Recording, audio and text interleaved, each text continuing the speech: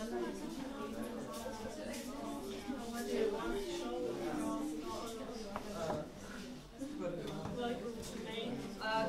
everyone. I need my... If you would like to take a seat, you can start. And today we will talk about creative industries and new media art.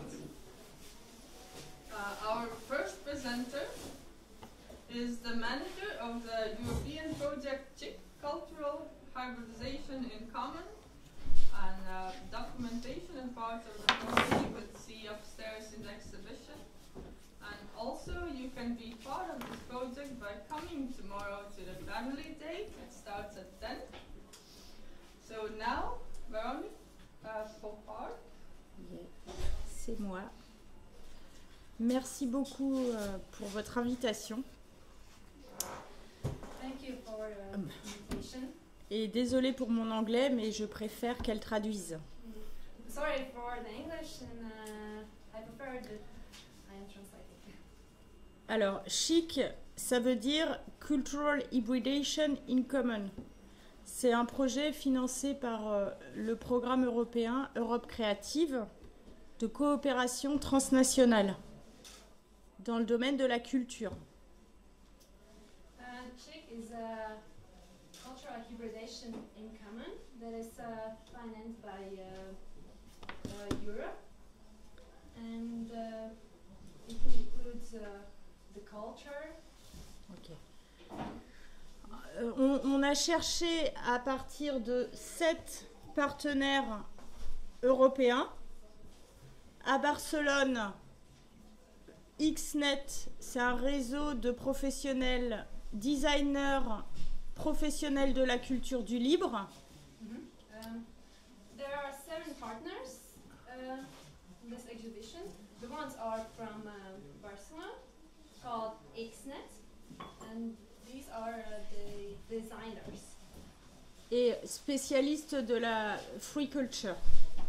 And Ouais. specialists on Ok. free- Explora, c'est un musée pour enfants à Rome. Explora is an exhibition in Rome. Open Fab, c'est un Fab Lab en open source. Open Fab, it's about open sources. La Cité de l'architecture et du patrimoine, qui est l'institution française du patrimoine et de l'architecture. De l'architecture et du patrimoine. De l'architecture et du patrimoine. Okay. C'est de la... Patrimoine et architecture. La structure française, l'institution. It's the institution de France. Minga, c'est un syndicat professionnel militant pour une économie équitable. Minga, it's about the militant economy. Military economy. Équitable. Équitable. Juste économie. Only about economics. Et Liepaja, le département de la culture de Liepaja. And the department of Liepaja. Of that is culture, located ouais. here. Et Pleine Commune, c'est une collectivité comme Liepaja, à côté de Paris, au Stade de France. And Pleine Commune, it's a collectivity like here in Liepaja, but it's located in Paris. Alors, pourquoi le projet ?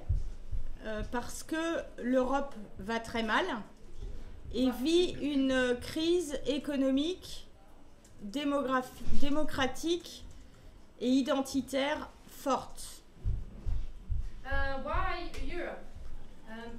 Because there is a big problem here in Europe, in economy way, in identity.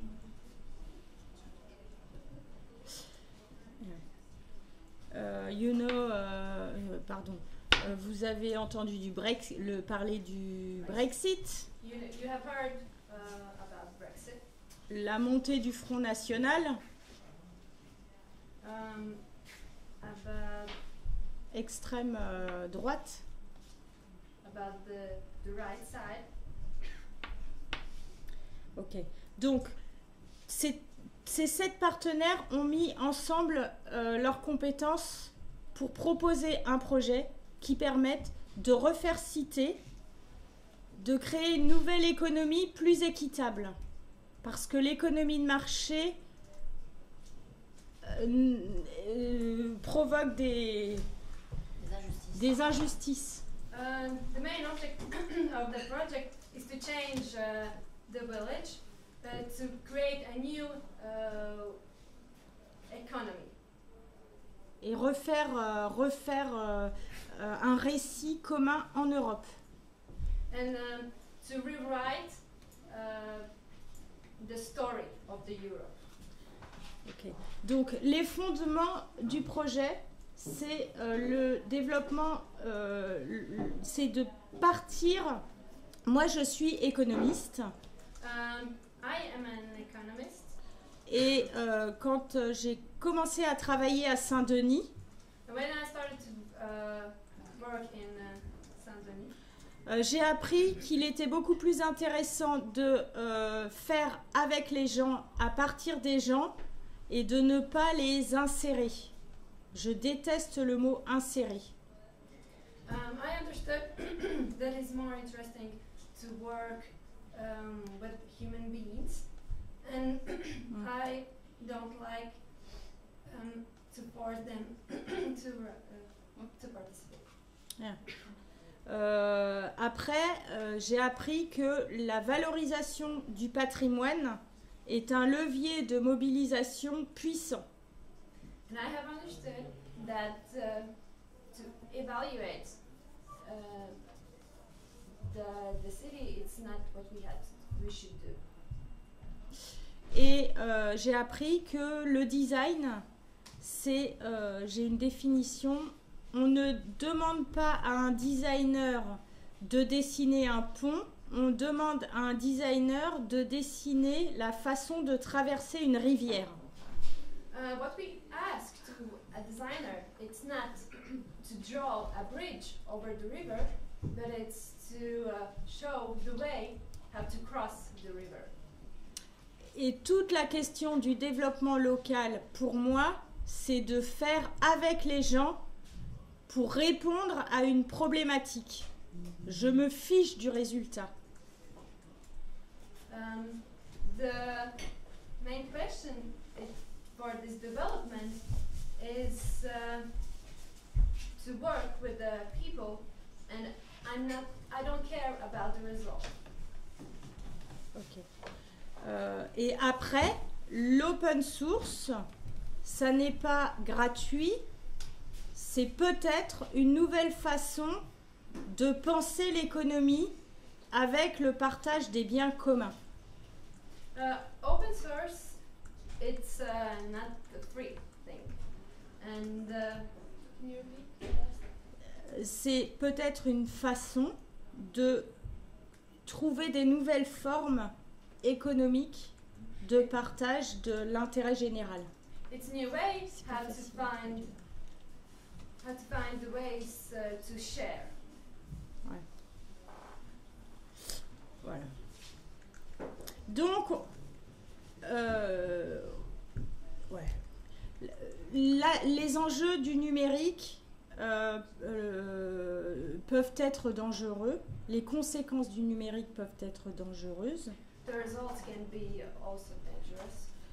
Et peut séparer, refaire une société de classe avec ceux qui savent et ceux qui ne savent pas.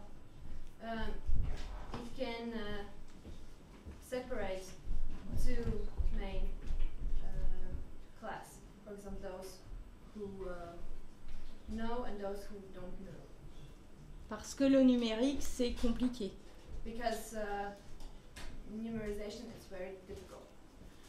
Donc, Donc, que faisons-nous quand on pose ces hypothèses de plus de démocratie, faire ensemble dans un processus open source?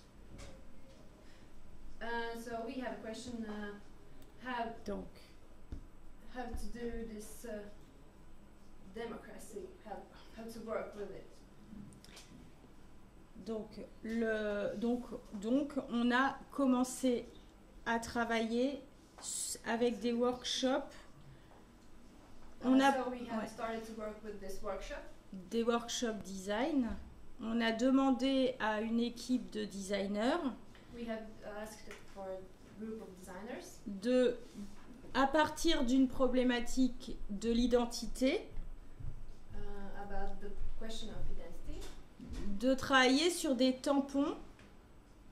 On aurait pu choisir autre chose. On aurait pu choisir autre chose que les tampons. Stamps. We have choose to use stamps, but we could also choose another. C'était une excuse pour travailler. C'était un... Bon. Et donc, en Espagne, In Spain, à Barcelone, in Barcelona, on a, à partir de l'identité, il y a 4 prototypes qui ont été produits. there were 4 prototypes produced. Et là, vous avez l'exemple du projet laiton. Here you have an example of the project in Laiton Latvia. qui a travaillé sur un jeu à partir de flèches pour mobiliser tout un centre-ville entre les commerçants d'un centre-ville. Here you have an example with these flashes. It was the main idea was to mobilize Un jeu, a game. the game, Pour mobiliser les commerçants. to mobilize the commerce. Et on l'a testé à Saint-Denis. And we have tested it in Saint-Denis. Là, vous avez le projet de Gustave qui est là, à côté, Here you have an example of à Saint-Denis, That is very near. sur food truck. Comment amener les gens à mieux manger sain. Voilà, en France, ouais. It was how to let the people to eat better.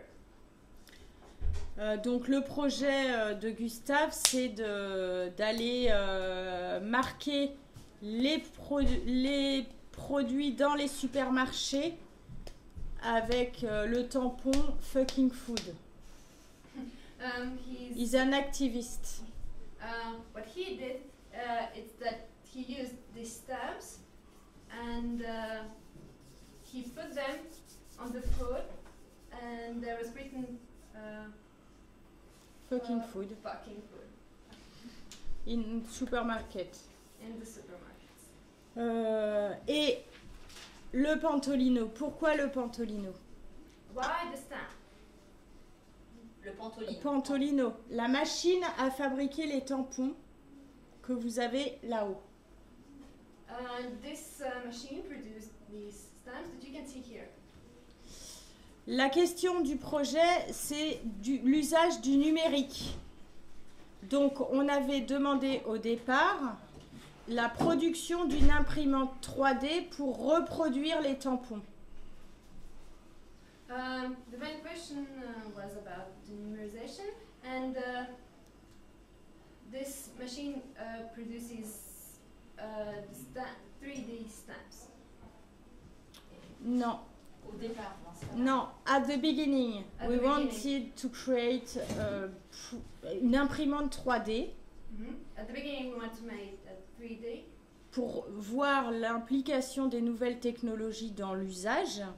to see how it can work by using it. Et le designer, Fab Lab, a pensé que le problème, c'était justement l'usage du numérique.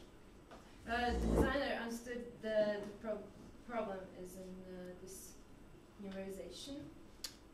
Et que notre besoin, il est revenu au problème et il a donc imaginé le Pantolino qui n'utilise pas de numérique. Il a oublié le résultat, il est parti du problème. He forgot the result, but he came back To the problem. To the problem. Et donc on a un outil low-tech alors qu'on voulait un outil high-tech. They wanted to have high-tech, but they had Low-tech low-tech. que les enfants peuvent utiliser. But the kids could use. Et donc aujourd'hui on a des mallettes de jeux sur l'alimentation qui permettent de faire des ateliers sur l'alimentation et de refaire des nouveaux tampons avec les enfants sur l'alimentation. Now they work with kids and they use this alimentation, and with kids they work together and they make this they work on this alimentation. Ce qui est intéressant, c'est que les enfants participent à l'évolution du jeu. What is very interesting that kids are participating in this project and in this game. Voilà. Et après, avant de te laisser, la question, tous les auteurs, tous les designers, tout le monde a été payé sur son temps de travail. All the designers were paid on this project. Pas de droit d'auteur. Tout en Creative Commons. Everything was only in this Creative Common.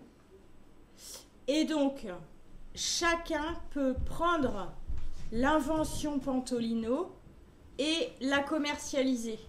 Everyone can take take the idea of this invention. Il peut avoir la méthode, They can take the idea, take the method, les produits sur l'open source et développer son activité. Et aujourd'hui, en Belgique et en France, on commercialise le Pantolino et les jeux.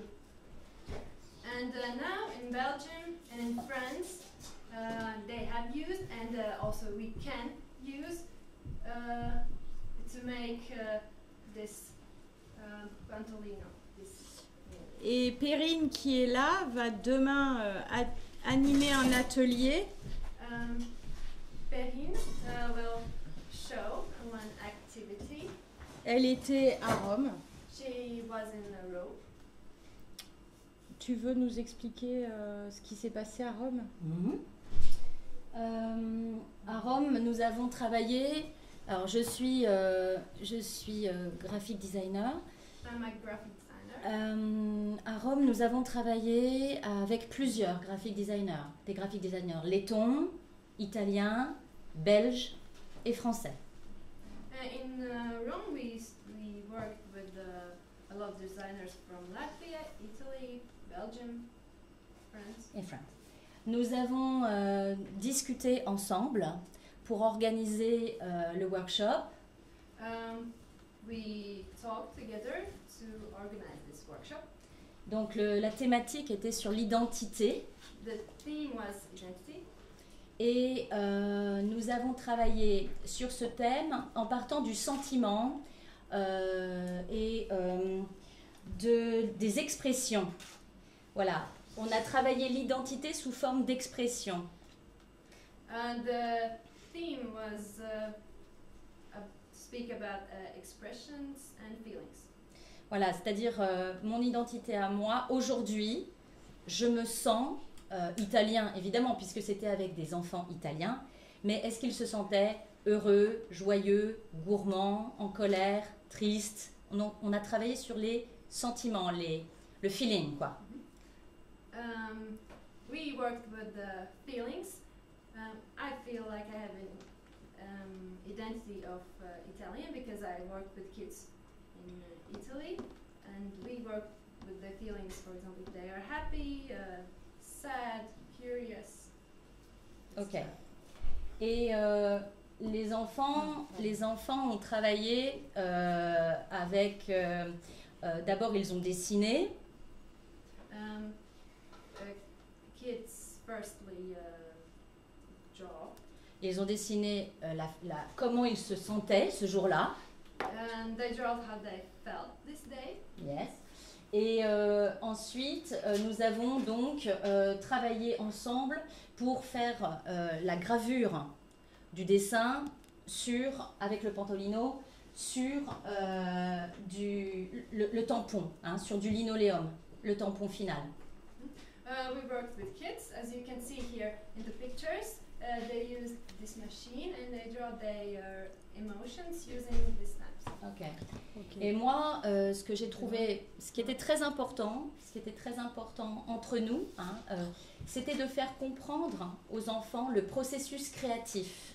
What was very important for me is to understand the Creative process, ouais. Et de leur faire comprendre pourquoi j'étais là. And the question for me was why I am here.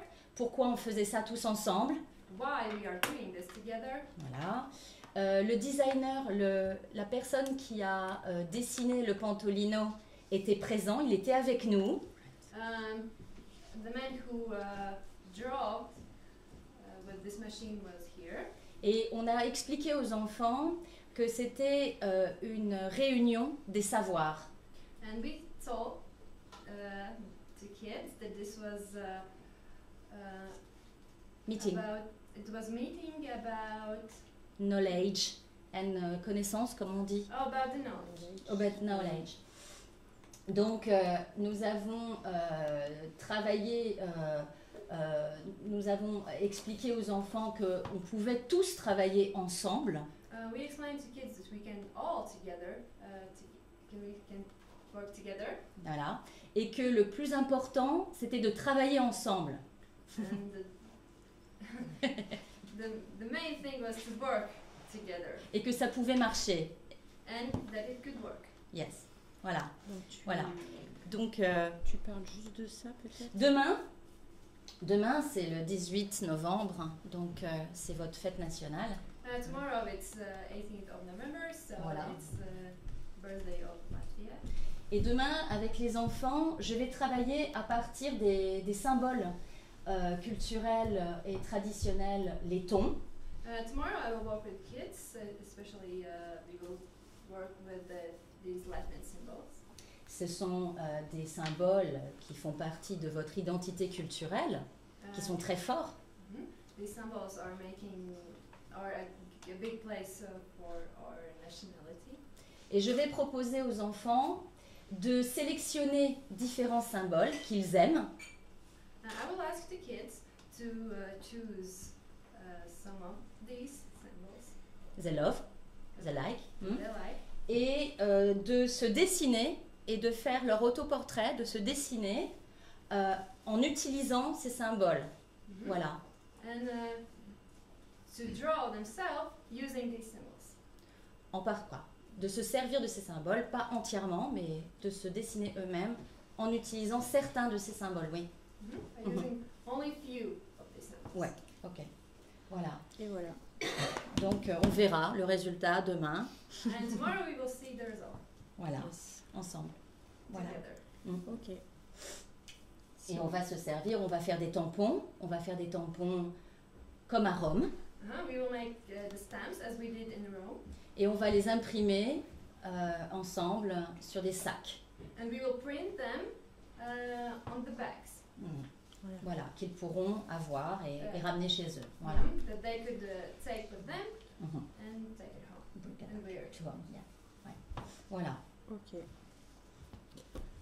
si vous avez des questions, c'est le moment. If you have questions, you can ask. Parce qu'il y a l'heure qui tourne, ouais. Hein? If there are no questions, we can say thank you. Ok.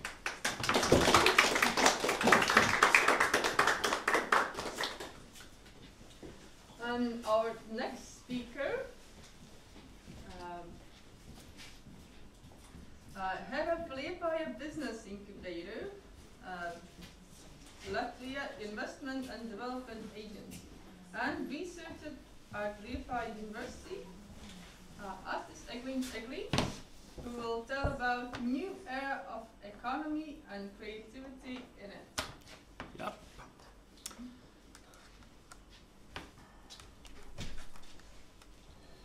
So I will try to solve some issues.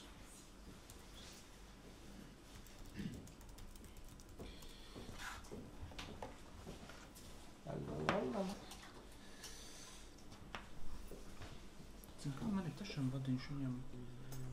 Tad uzliktīšas vai atbilstošu mūsu prasībām. Ok. Tad tur parādīsies. Ja? Tad tur vajadzētu parādīties, jā. Vai nu es varu izmantot savu? Jo man liekas, ka viņam nav konektācija. Nebija šitam ir nomainīt. Šitam ir. Arī šajā brīdī vairs nav arī. Diezgan brutāli bija.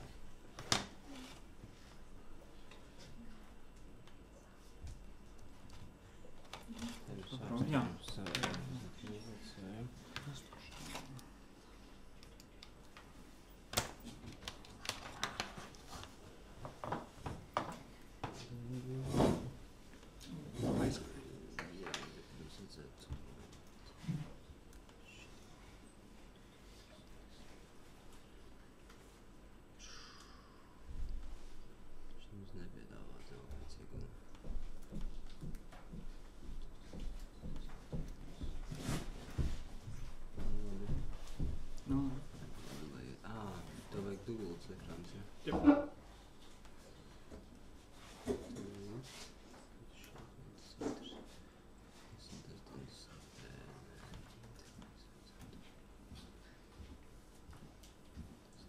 One moment, please.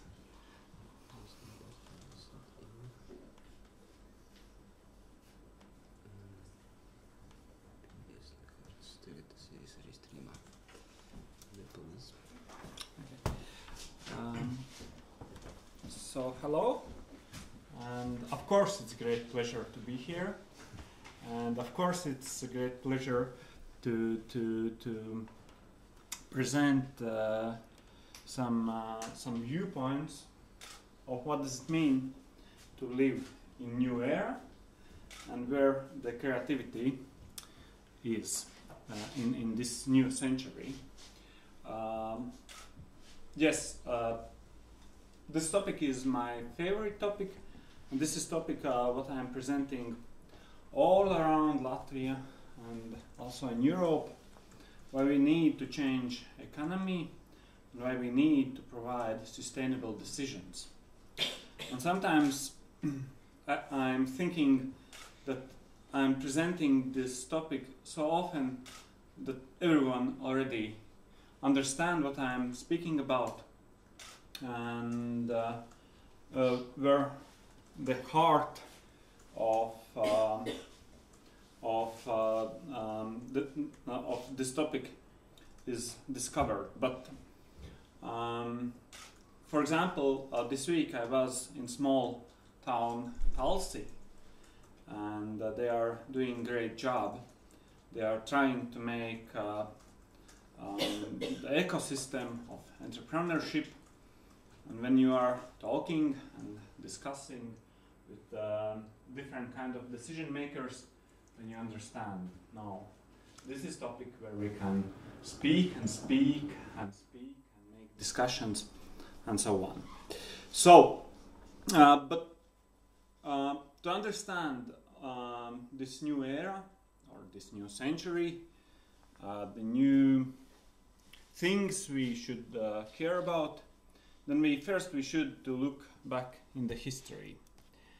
And the first type of economy was agrarian economy, where the main resource was land. And this is how the imperias was built, like Great Britain, like Russia, like Japan, like China, like Germany, like Roman Empire, because the land was the main resource. And the principle of this economy was pretty simple. If I have money, then I can buy a land. If I have a land, then I have money. But still, in this very primitive economy, the very first economy, we can see some principles of creative economy.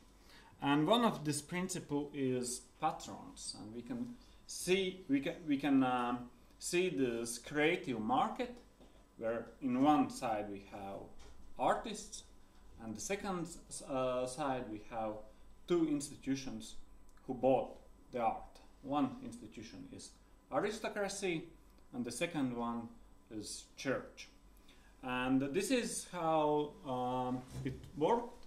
This is why we have Florence, for example, in Italy, or this is why we know Leonardo da Vinci and other great artists, because they had their own patrons. In 19th century, in the very beginning of 19th century, we see that things are changing in economy, and we can see a big urbanization, big industrialization.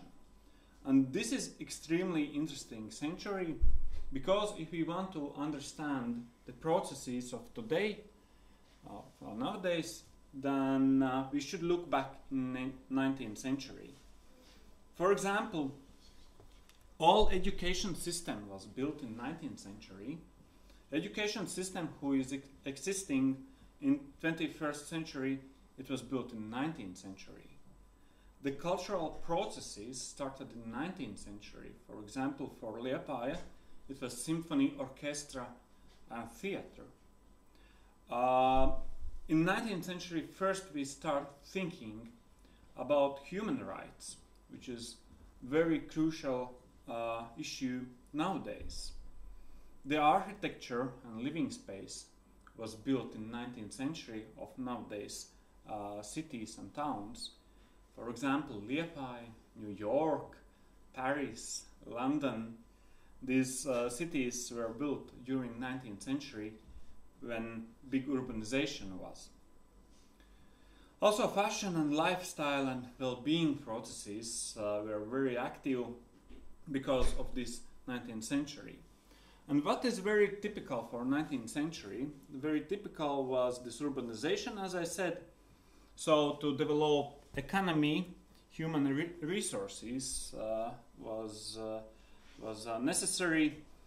And I put this picture from 19th century where we can see little girl working in manufacturing. And this is why we start thinking about human rights. So the idea was pretty simple: to develop city, to develop manufacturing.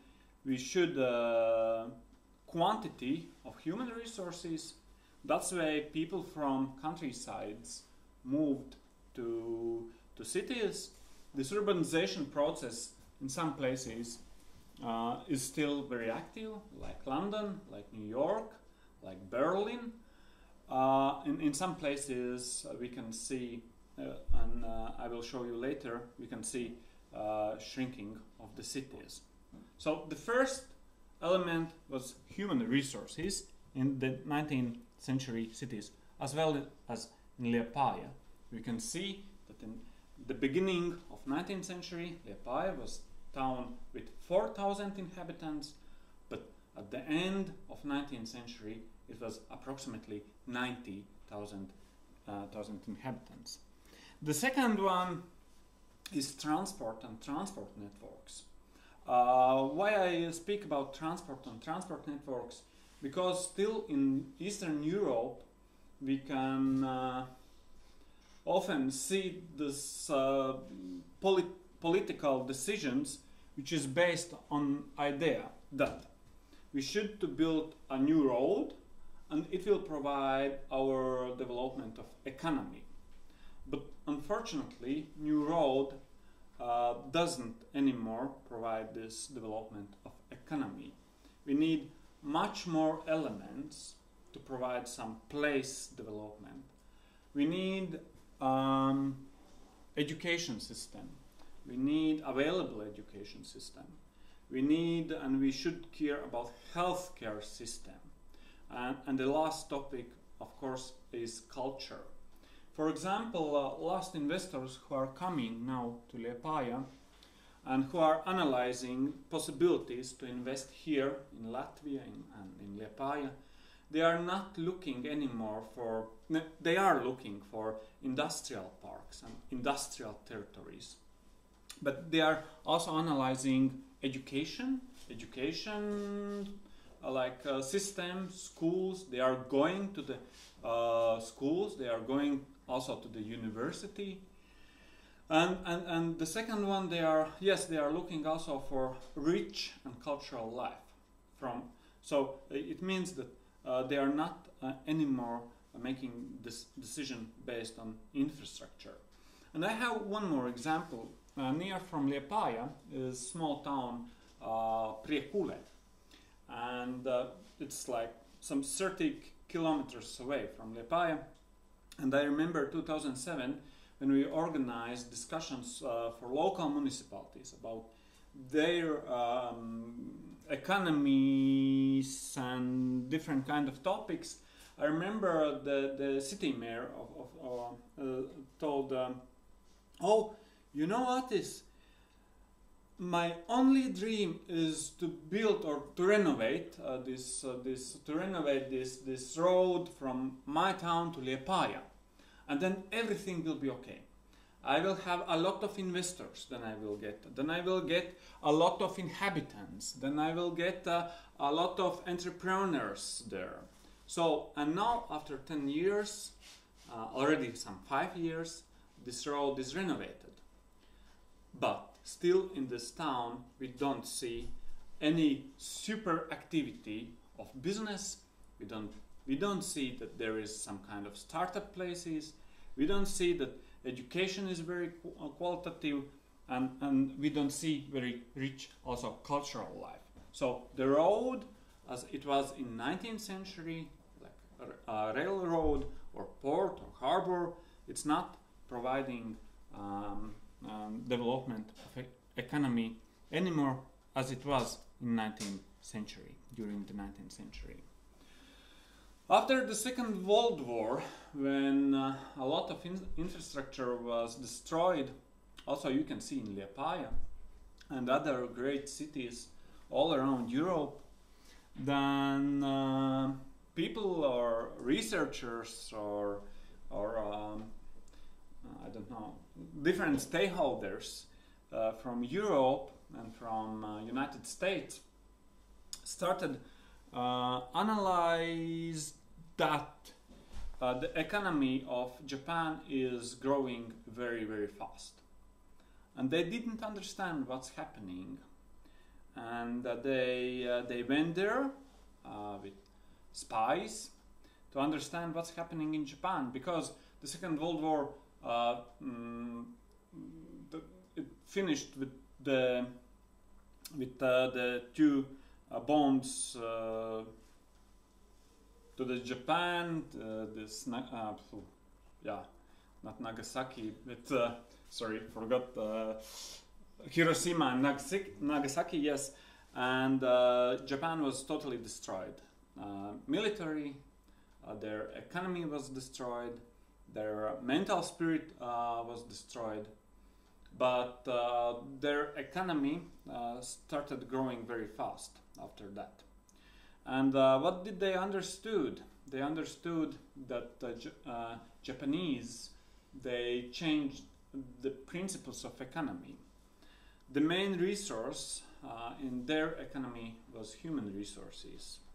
And that's why we are speaking after Second World War about knowledge economy. where the main point is human resources.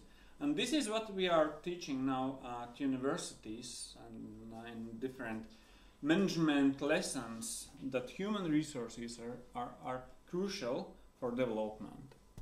But in the very beginning of 21st century, we understood that with knowledge we have, it's not enough to provide development. Like everyone used Nokia 10 years ago. I don't know, some 90% people use Nokia. If you don't have a Nokia, then you are like loser. If you have Motorola. So Nokia was all knowledge how to provide manufacturing of cell phones. But then 10 years ago, in 2007, Apple presented the first iPhone, and it changed this cell phone market. And yes, we have only some memories of that time when Nokia was the king of the world. So, and we can tell that we need creativity. Some sources are speaking about sharing economy, creative economy. Some researchers are speaking about experience economy. We can find different kind of titles of this time, and to put together, then we could say that we are living in some conceptual economy where a lot of terms and words are coming, but still creativity, knowledge and creativity is a resource to develop cities and local municipalities. And interesting how it's in English. This word was created, and we see that creativity in English language started again in 19th century, as a lot of things in nowadays. Yes, we use different kind of words what we didn't use years ago. For example, Google now is a verb. Also in English, I can say, could you Google please me? That means, could you search for me? Could you find for me? We speak about juices, which is new hipsters. We are speaking about city shrinking, remote work, about freelancers. You can see in Business Incubator how the borders are destroyed for youngsters. They are not thinking in the borders of, for example, of Liepaja or this region. A lot of cities in Europe. This is 2003. This is the newest map I found. They have a lot of territories. We have a problem of shrinking. We can see even in industrial Germany, people are moving from that, and also in Great Britain, and especially in Baltic states. So, and this situation makes quite big stress, and local municipalities are pushed to find new ways how to provide economic development without human resources, or how to provide this development of economy when the number of inhabitants is going down. And this is quite challenging. One more statistics from The Economist from this January.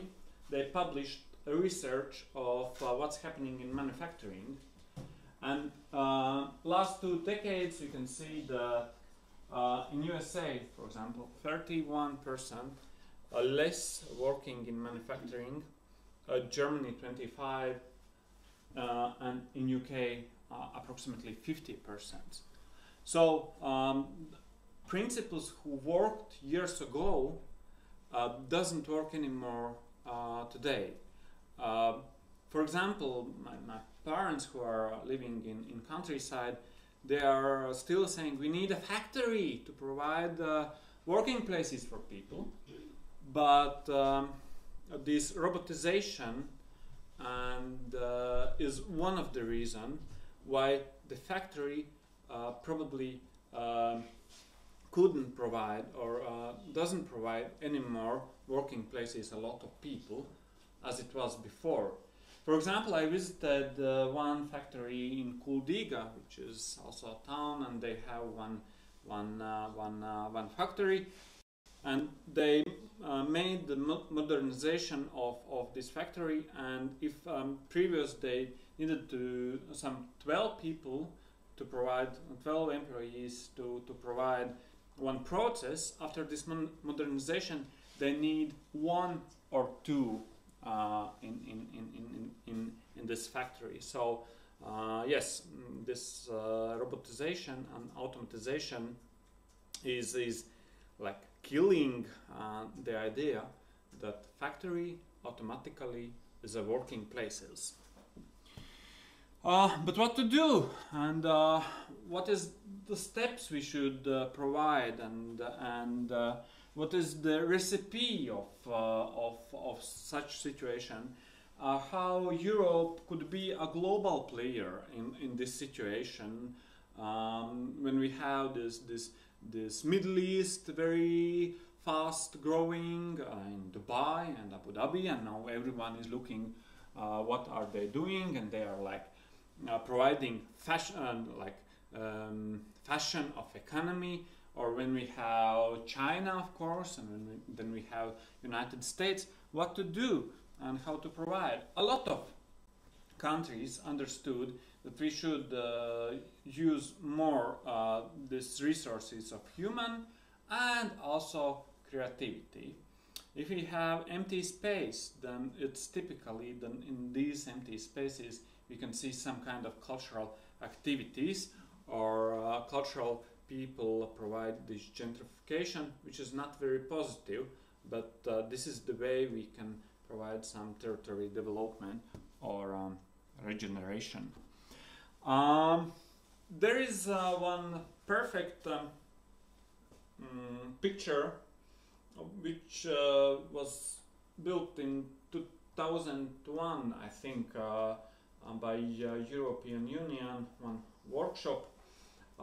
They made the structure how to provide creative industries and cultural industries development, and I think this is the key we can use in each municipality, which starting with mapping studies, then we should provide capacity building and physical infrastructure and creative business incubators or business incubators at all, and it provides then spillover effects. We can see positive effects in education, in regional development, in branding, and so on. If we are speaking about the situation in Latvia, which I know very well, then most of municipalities still are in the first stage in this mapping, to understand what is our ecosystem of creative industries and creativity, and and also here to make institutional framework. Let's see how it will work and what kind of changes will be in the next few years. I'm also very interested in the development of Liepaja and political decisions Liepaja will make, because we have some aspects we already have done. For example, we have made mapping. We know what's happening with creativity and cultural industries in the city. We have some business incubator where I am working, and we can find also quite a lot of creative businesses, but still we need provide physical infrastructure, and this is very crucial, and also capacity building for next steps. We don't have yet, for example, some labs for new businesses they could use. For example, when some youngsters want to start business in video or audio,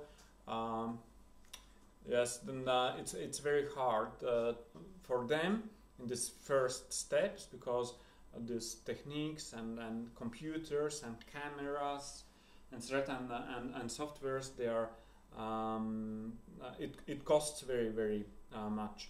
And Kristaps, who will also presenting here something, is also one of example how hard it is to build new sound studio in here in Liepaja, and it would be much easier if the municipality could provide some support for such kind of companies.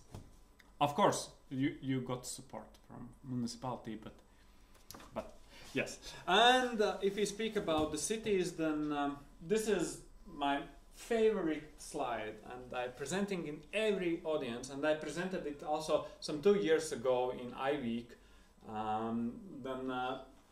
When we are building something new in creative cities, then we should provide 3 things: hardware, which means infrastructure; orgware, it means policy, it means some clusters and networks, cooperation ideas, ecosystem; and software, which means vibrancy of the place, like it's a fashion, it's a some kind of branding of some kind of this sense of the place.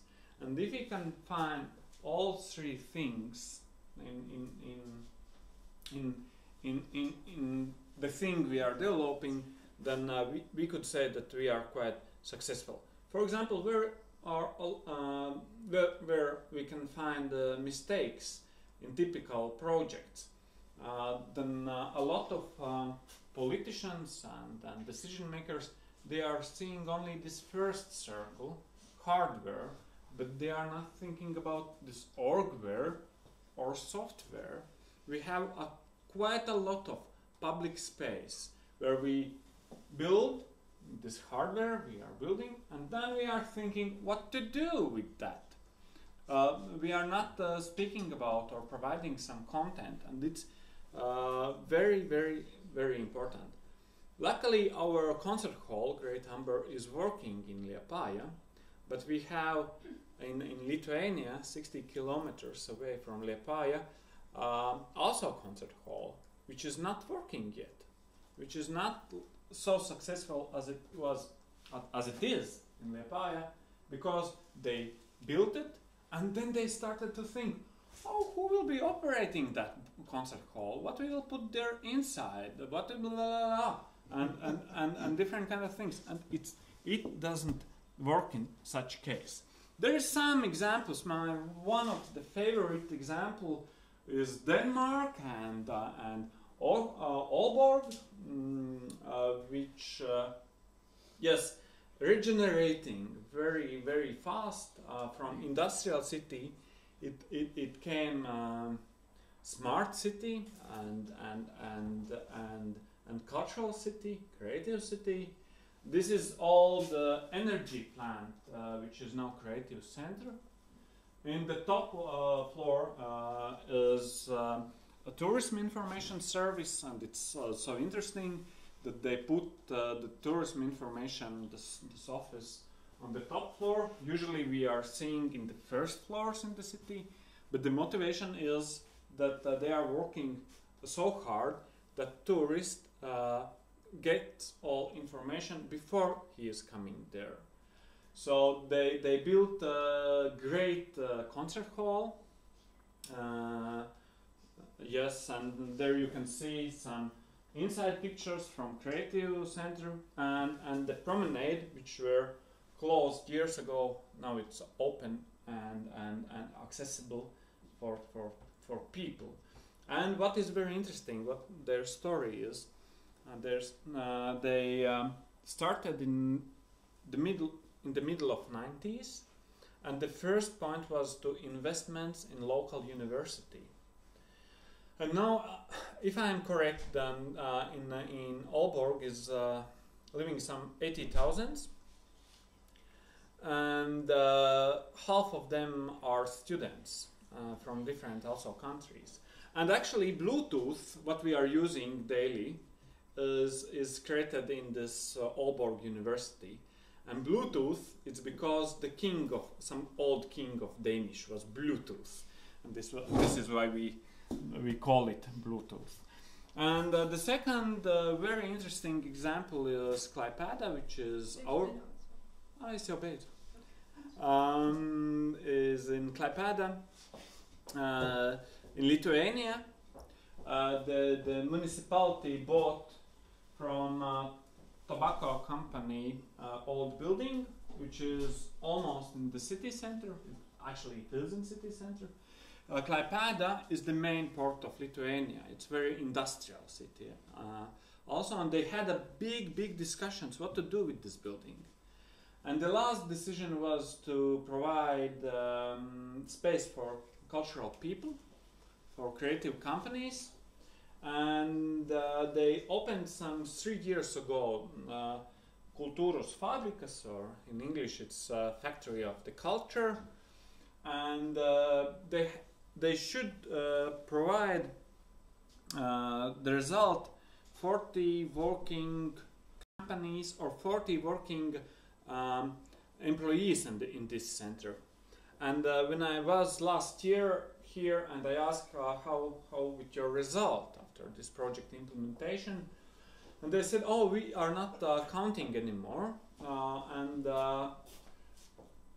here in this industrial city, every single day in this building is working 600 employees in creative industry. So it's super successful when we are providing infrastructure, we are providing content, and then employees are coming. It's like a magnet. And speaking about Liepaja, one small example. It was 2 years ago when we prototyped, we made the prototyping of co-working space and creative space, and it was super extremely successful 1 week project. We got a lot of publicity in national medias, and yes, and this activity was provided by Department of the Culture, who is the owner of this topic, creative industries in our city. You can see that the space it's not renovated, and it's like some old building, former military building. And then when we made a report of this activity, we wrote that probably this could be a perfect space for incubator or some kind of small co-working space or something like that. And then this picture is made during this summer, and this is how the space is looking now. And it's so surprising that this Department of Culture started to speak about this space, and now this is the space of Business Incubator, where in co-working space are working different kind of freelancers, and this space is open for everyone. So every freelancer from Liepaja, if you hear me, you are welcome here and to work and to meet each other and to make network. So yes, this is my little story, and I could speak about this topic a lot of, and yes, thank you.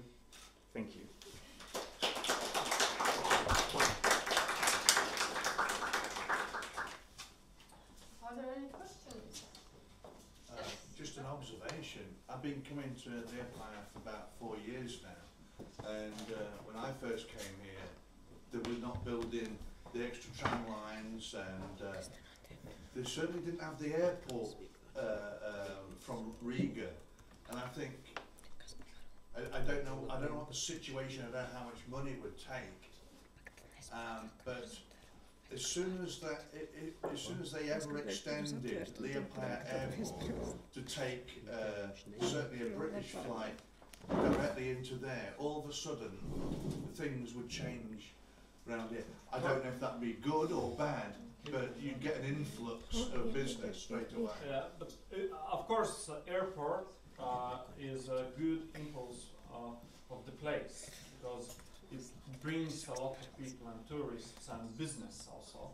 For example, speaking also about these investors, sometimes my colleagues from Investment and Development Agency, when they are working with different investors, potential investors, then they provide information different places. And if you are saying for investor, we should to drive with the car 3 hours to the city. Sure.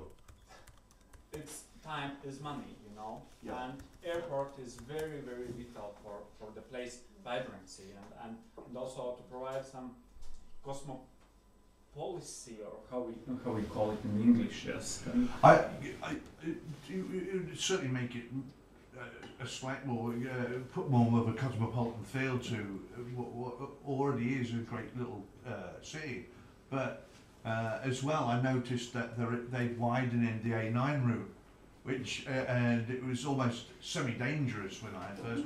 Not anymore. It's quite smooth, but also the train lines. So it's some physical infrastructure as well. Yeah, the physical what I want to say, physical infrastructure is vital for the place, but we should remember also education. For example, if we're making renovation of the school, this building of the school, does it provide this renovation? Does it provide the quality of the education? No, quality of the education is provided by good teachers or good techniques or good labs. This is what we need also care about. Of course, new tram line and new trams, it's great, but still we need to balance these investments. And there is the question, because this money is coming from European Union mostly, and the question is what we will do after these investments from European Union. The question is, did we make these decisions of investments correctly? And does this, for example, tram line, after that provide economic development of the Liepaja? My thoughts are that no, but education, startups, innovations, research, these are the topics we should also care about. I completely agree with you, because my university, it took out a €350 million loan to build student accommodation. It didn't take out a loan to build more infrastructure to provide better education for the students. It was looking for investment in order for apartments for more students. Mm-hmm. So they were looking for quantity over quality. Yeah, exactly. And I get shot down for that, by the way. Yeah. But of course, these decisions are made because it's much easier to explain and provide this explanation for inhabitants when we have elections every single 4 years. Every 4 years we have election. It's much easier to politicians say, hello, there is new street, there is, you see, such a beautiful building. Investments in education, they are more sustainable. The result is coming after 10, 12, 20 years. So this is also one reason we should analyze and understand. Thank you. Thank you. Thank you. Our next speaker is Paula Vītola, member of the board of Electronic and Media Arts Center MPLab, and she will tell about the projects they have created in a couple of last years. Yes, thank you. I'm Paula. and I am one of board members of ELAB, but not only that, I'm multitasking there. I'm also working there as a project manager and as an artist.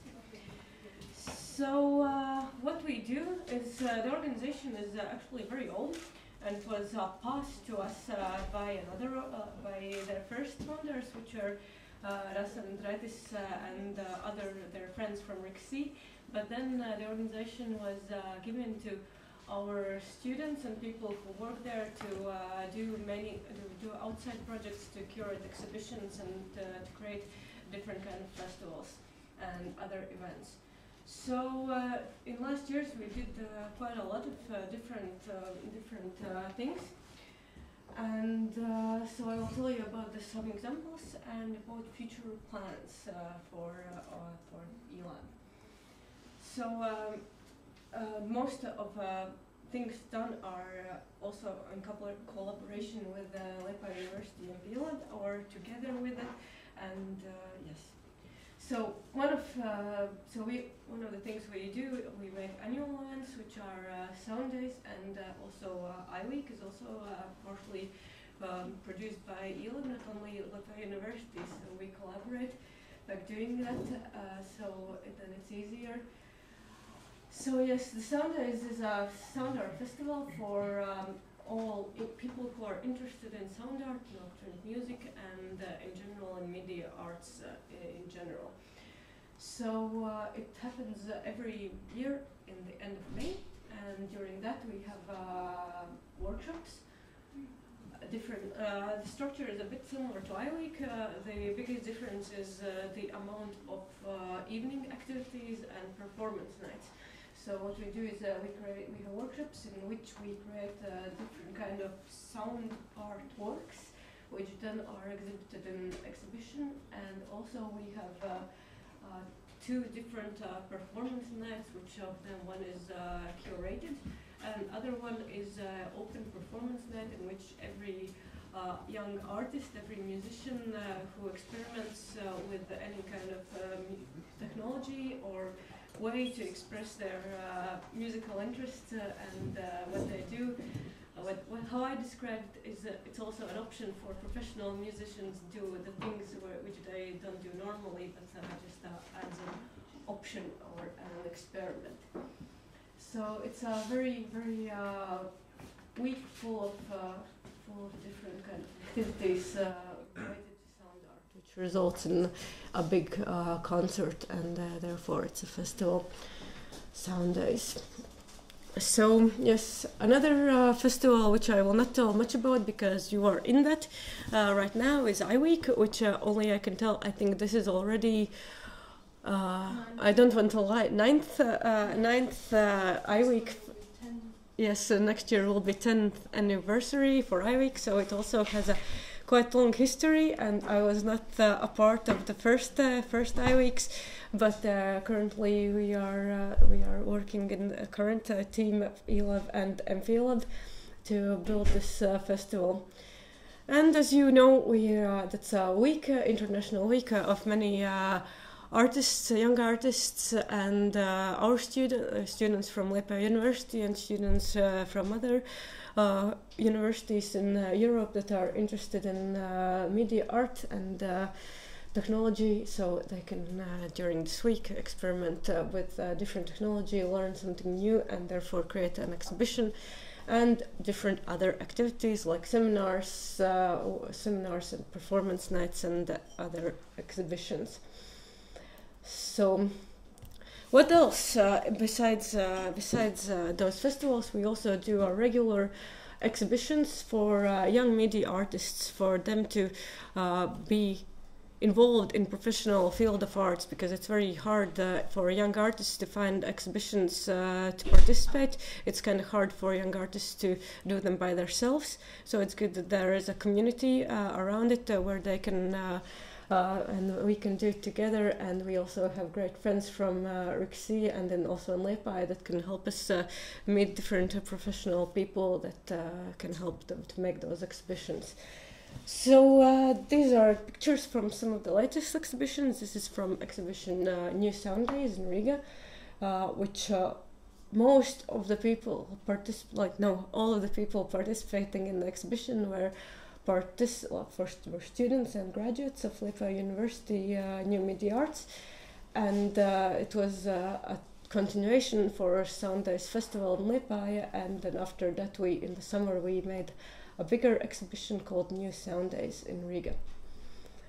Also, this is an exhibition by, besides this group exhibitions, we also work with audiovisual organism Trichers and their creative work, so their exhibitions are done by eLab and through eLab resources, and these are pictures from exhibition RAM by Audiovisual Union Trichers, who work with media art and sound art. And these are documentation of other sound art exhibition which happened the year before in Risebe University. What else? Well, we have done not only festivals and exhibitions, but from time to time either ourselves, because in eLab team there is me, and we are in total 6 or 7 people in the organization itself, and we invite other artists and young organizers who wants to create different projects.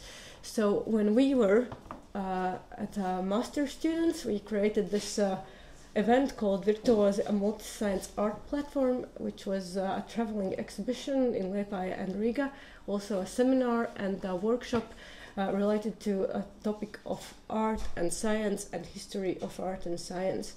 So we created many different experimental art projects within that framework.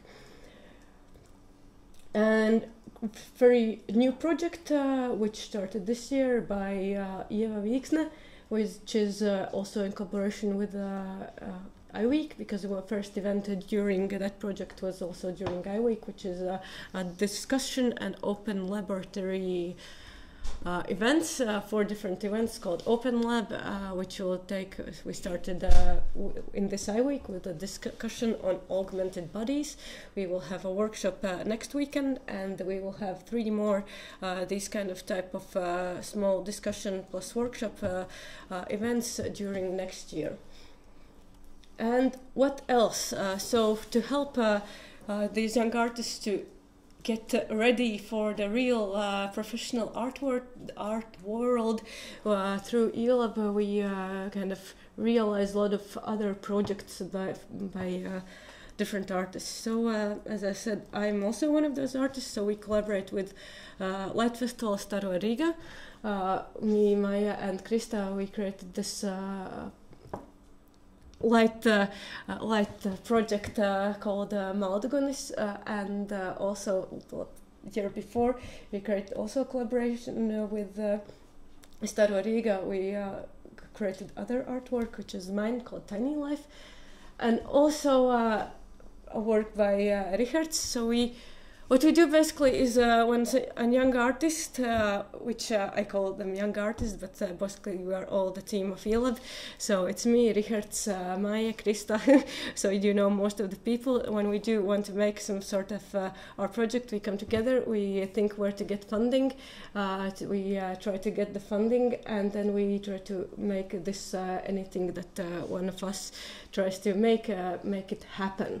So if other artists want to join eLab, then otherwise we will also help them to participate in exhibitions, to help them to get funding, and to do like what, when, and how to do to actually realize their ideas that might be just in their heads. So that's the idea. So as I said, one of our artists is Richards, who is now quit eLab because he moved to USA, but what all the things he did before were done through us. So now he has already participated in many exhibitions, done many exhibitions by himself, and other kind of different activities. So yes.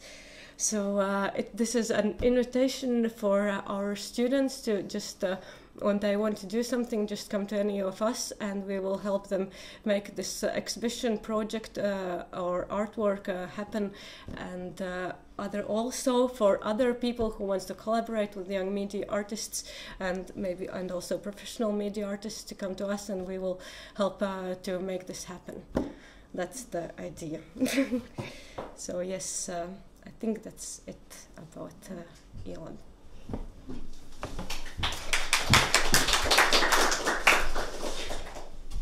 you. Any questions? If there are no questions, we'll welcome our next speaker, Kristaps Puķītis, who will tell about Dirty Deal Audio. A group of people who make music for money and for fun.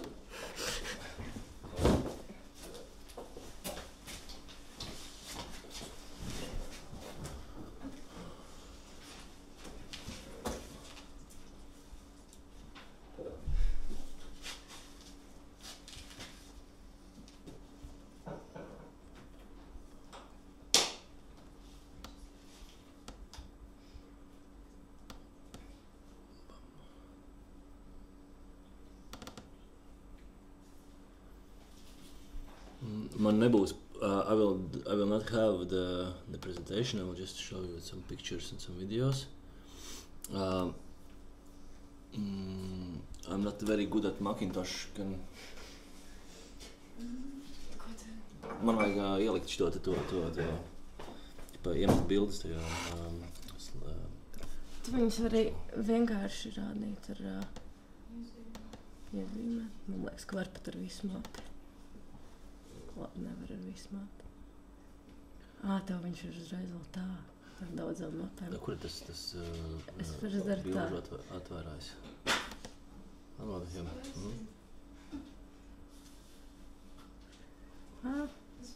Nē, jā. Parasti mēs vienkārši... Viņš sākās ar pirmo, nesākās ar pirmo? Nesākās ar pirmo. Kur palika tas, kur ir tā... Kurā ir tā programma, kur ievilkt iekšā?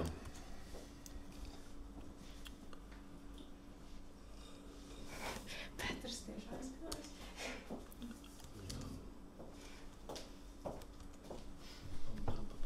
Nē, tev viņi nebūs. We need to have this picture program. Yep. Un tagad viņš ir atvērs tikai vienu, un tagad nospieduši, atvēr vēlreiz. And open them all and just see them in preview. Iedevuši, nospied šitā te. Jā. Thumbnails. Jā. Un tad paņem visus, ko tu gribi, un velc te iekšā. Okay. Just need the one? No. He needs more. I told him to put them all in there. If you Command A all, okay. And then right click. Katrs kaut ko citu saka. Everyone gives a different method. Yeah. Yep. Yes. And then go up to here. Into full screen. But not that.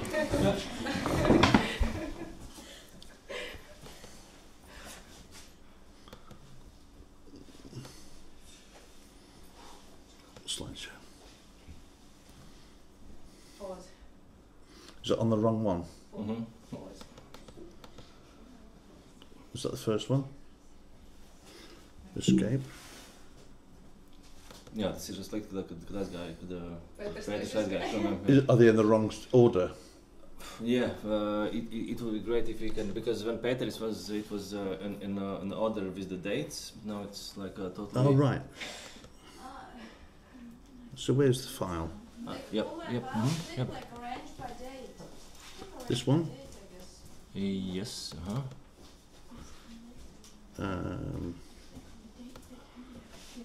The settings. Click on that date modified. Yeah. Is that it? These are newest or first. Okay, then we...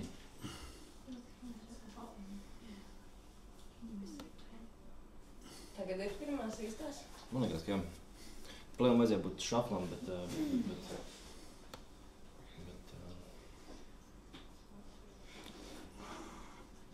Our preview's not here. I usually open first one and then drag all the other ones in.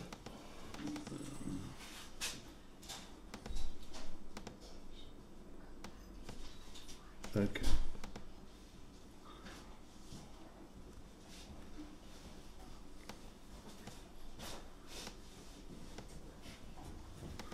Right.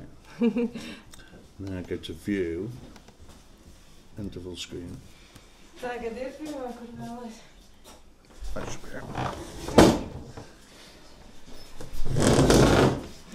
50 euros. Sorry? Yeah.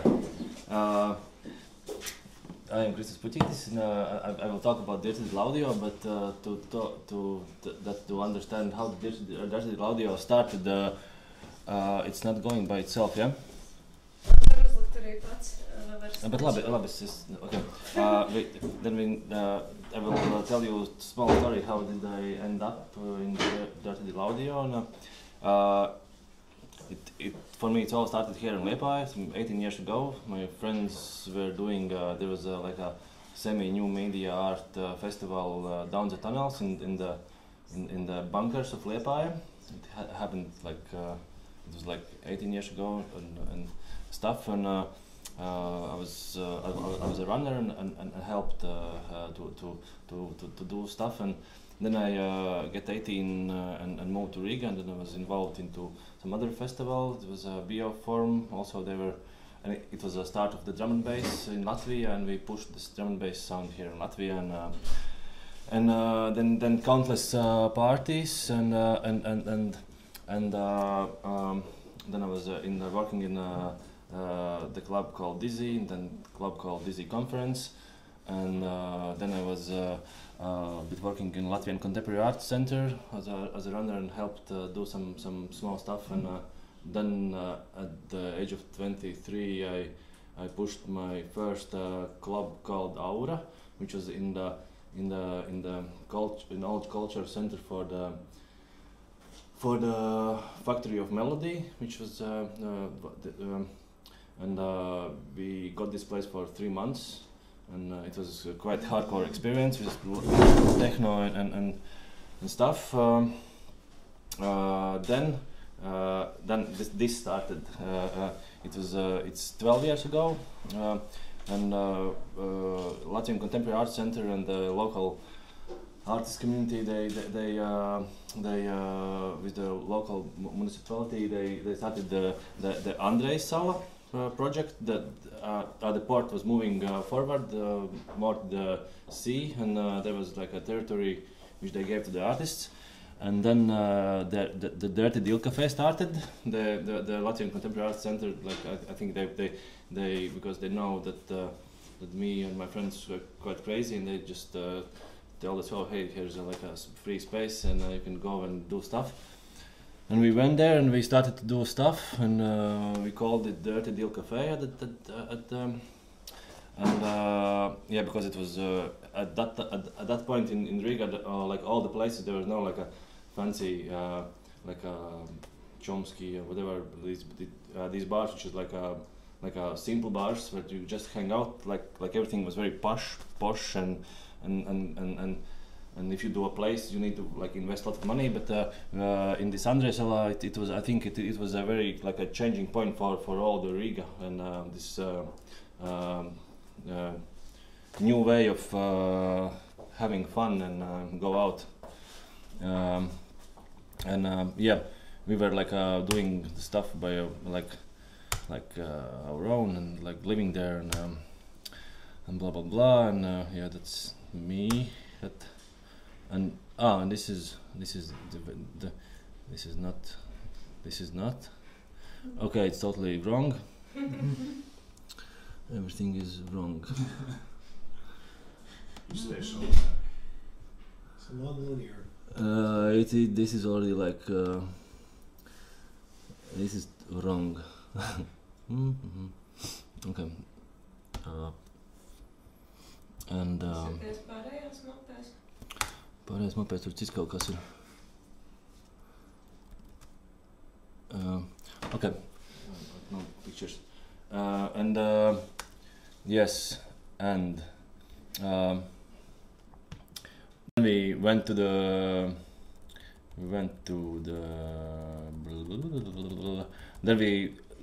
then Andre saw that there was like it was 3 years after Andre Sal was working, and then they started to kick everybody out because it was like a time to build the houses and stuff, and we moved to the Speaker district, which was like in the new again the cultural district and stuff. But would you like to safari to keep your bookmarks?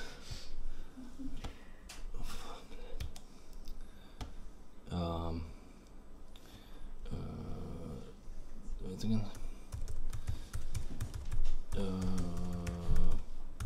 And we moved to the Speakery. It was like we got 900 square meters, three stage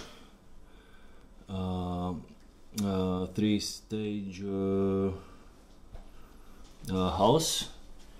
It was like quite cheap at that, but it like I know we need, yeah, and we got this house, and then we like renovated by ourselves. We had we actually at the time we started the Dirty Little Cafe, and we had also the Dirty Little Teatro, which is still running now, and also Dirty Little Audio started at that point. Yes, and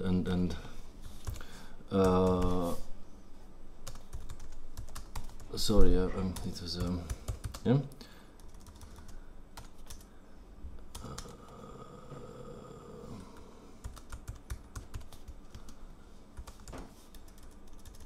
I don't understand.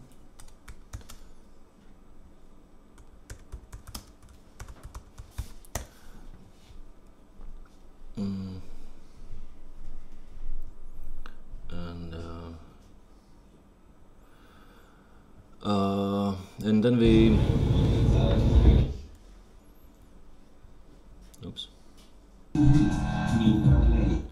were doing like all we're doing all kind of like diverse activities, like a theater, and we had a club where it was like daily music nights, and we were also doing workshops and blah blah blah, and parties, and yes, and at one point like all this our journey with the Speakery ended because we could not manage to pay the rent, and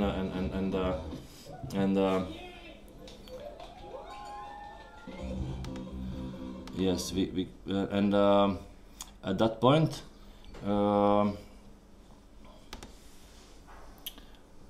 I moved, like we closed the Dirty Little Cafe, and the Dirty Little Teatro went.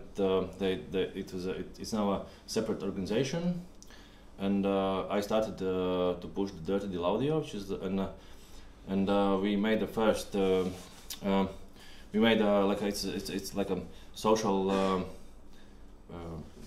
How did I write? It was a so.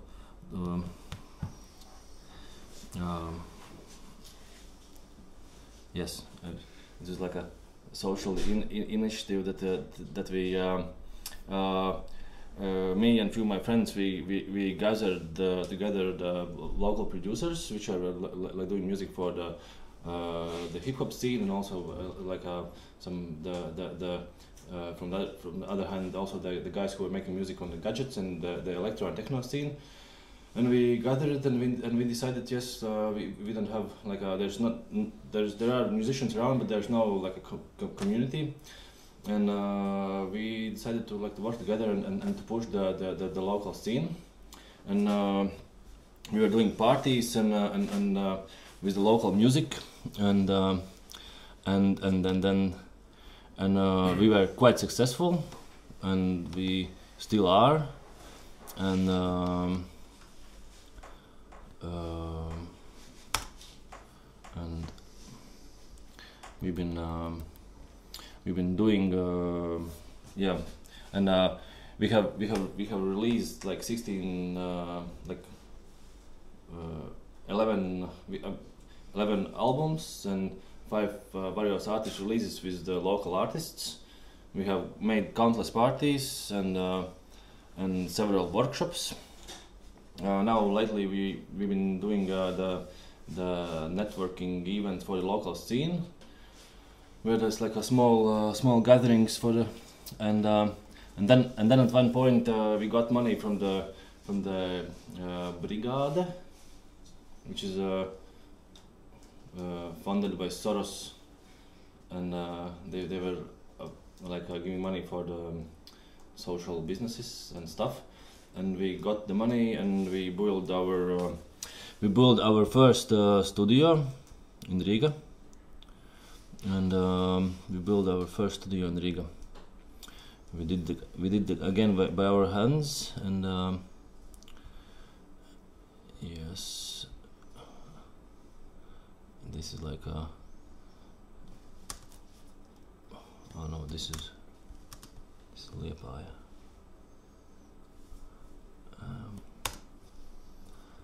Okay, we were like all the summer, and we slowly build this one up. It's we are still working there. It's like for 4 years now, but it's now look different because we did a small renovation already. Now we destroyed all these, and now it's black and red and more not so many wood. And yes, this is studio, and that's Atis. That's like our main sound engineer. Yes, and at one point we changed from the social initiative to that we were like working and stuff, but there's this real life situation when you need money and you need like to pay for rent, and it's like you cannot live anymore in office or at the friends' places or somewhere, and that's why we at one point also our community guys started to work each in some kind of places, and our initiative turned into organization. At the beginning we had just a biedrība, and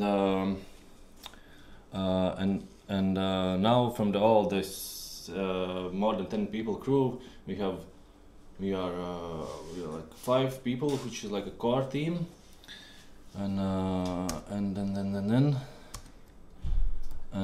yes, also we have changed.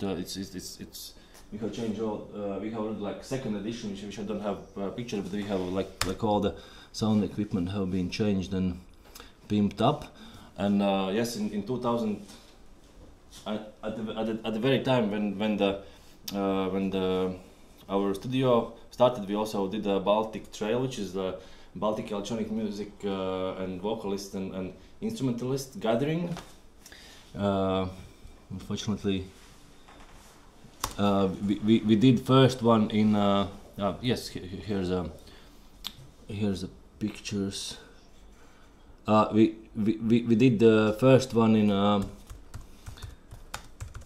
Liepaja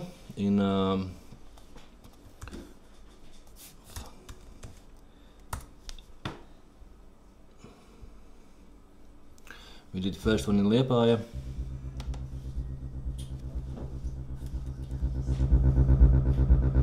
And there was like 6 musicians from Estonia, 6 from Latvia, 6 from Lithuania, and we did 6 pop-up studios, and like everybody was working together, and we Kristaps Ritms, Tender, Fingerlick, Ashniko, Cherry on top, Sunday Mother. Yeah, and it was a very, really, like all these 3 years were very, very emotionally and very inspiring. These all are like professional musicians, and they were like and we did like two various artist releases of the cover what they have made. Yes, BAM, and we did this, but now we also don't. We have stopped it. We have like 3 years ago we had a mentor, and he told us, yeah, it's very cool what you are doing, all this creative stuff, but you need like to somehow to focus and to earn money. And that we need to earn money that we can self-sustain our creative part, and then we are like free of the so it's kind of like a project writing stuff that we can support ourselves. And at that point we entered into the music making for the movies and advertisement and stuff. And yes, now we've been working in this field also for like 3 years. And we have this. We have now, like we already know the material.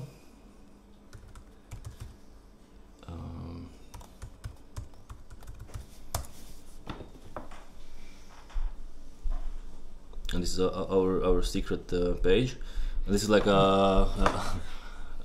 this is our commercial part of what we are doing. It's like from the underground to this. We've been doing music for like this is some kind of men fashion fair in Italy. We did the music for that.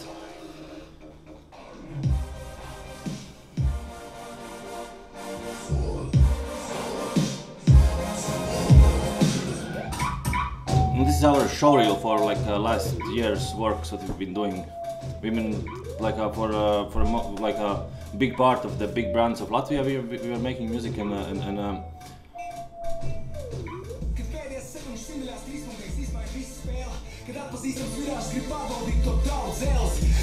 stuff.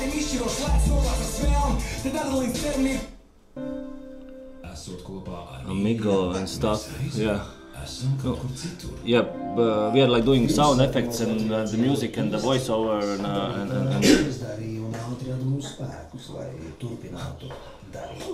yeah, this no.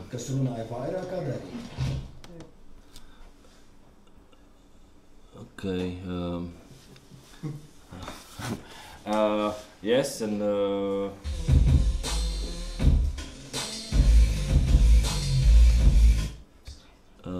BAM. But yes, but we've been. This is what we are doing to support ourselves, and that we can keep doing the stuff that we are doing, and now we have. We also do. This is a. This our the commercial world what we are doing. We don't push it into the face to the people. It's only like the business to business. And now we have made the second studio in Liepaja, which is like much more bigger. And now we're having 2 studios. And where it is. And we have a second studio in Liepaja, and I will not show you the remonts anymore, but oh no, it's remonts. Okay, we are again building. We are like actually like we are like we can make also the building company, and we can like build also. If you need something that we can build. And yes, this is our artist who is making actually all the visuals for us. He's like now he's moving from Riga because of we had the 2 houses and two floors of 2 houses, and he's moving with us to Liepaja partly. And okay, BAM. And we were working for 1 year, slowly. We got this Liepaja's municipality like new business support. We got 5,000, but we needed to put much more, and that's how it looks like now. That's that's the Niklaus, and that's his studio with the that's very dark. That's our office. It's not like 100% ready. There still need to be small details. And here is our recording room, and then this is our corridor, and kitchen, and this is the living part of the. It's not ready, but it's like our Zutis place. And here in Liepaja, as our Niklaus, he have studied in the school, and he's been writing his bachelor for this binaural recording stuff. And we've been talking with our friends in Italy about what's next in sound and stuff, and that we are building new studio and what's where we need to aim. And yeah, he told that we need to go into the three-dimensional sound and all the binaural stuff. And as Niklaus already have been studied about this, we now actually have all the gear for the. We are like slowly moving to that we can do the post-production for the three-dimensional for the 360 videos and for the virtual reality. Now, as we at this point when the Niklaus is actually learning it, we have built a studio, but we are learning it. We have understood that it's like we didn't know like almost anything about this when we were starting it, and yes, now we are learning the stuff. And yesterday I found out, Niklaus told me that actually. Like this for the virtual reality, you just it's like totally different. It's like a 360 sound is one thing, and then virtual reality is a totally different thing. And it's like it's a big part is coding, and now it's clear that to move forward we will need also to have some kind of people who is also do the code. And but we are like slowly finding out what's the situation.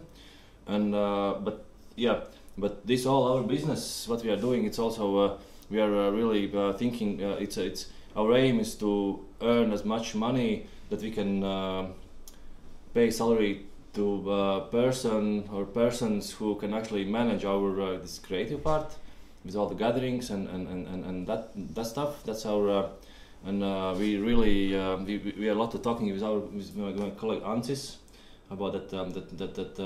There's actually the organizations like Atis is we've been okay that it seems that mostly organizations like they are like using musicians, not like helping them, and that we really do want to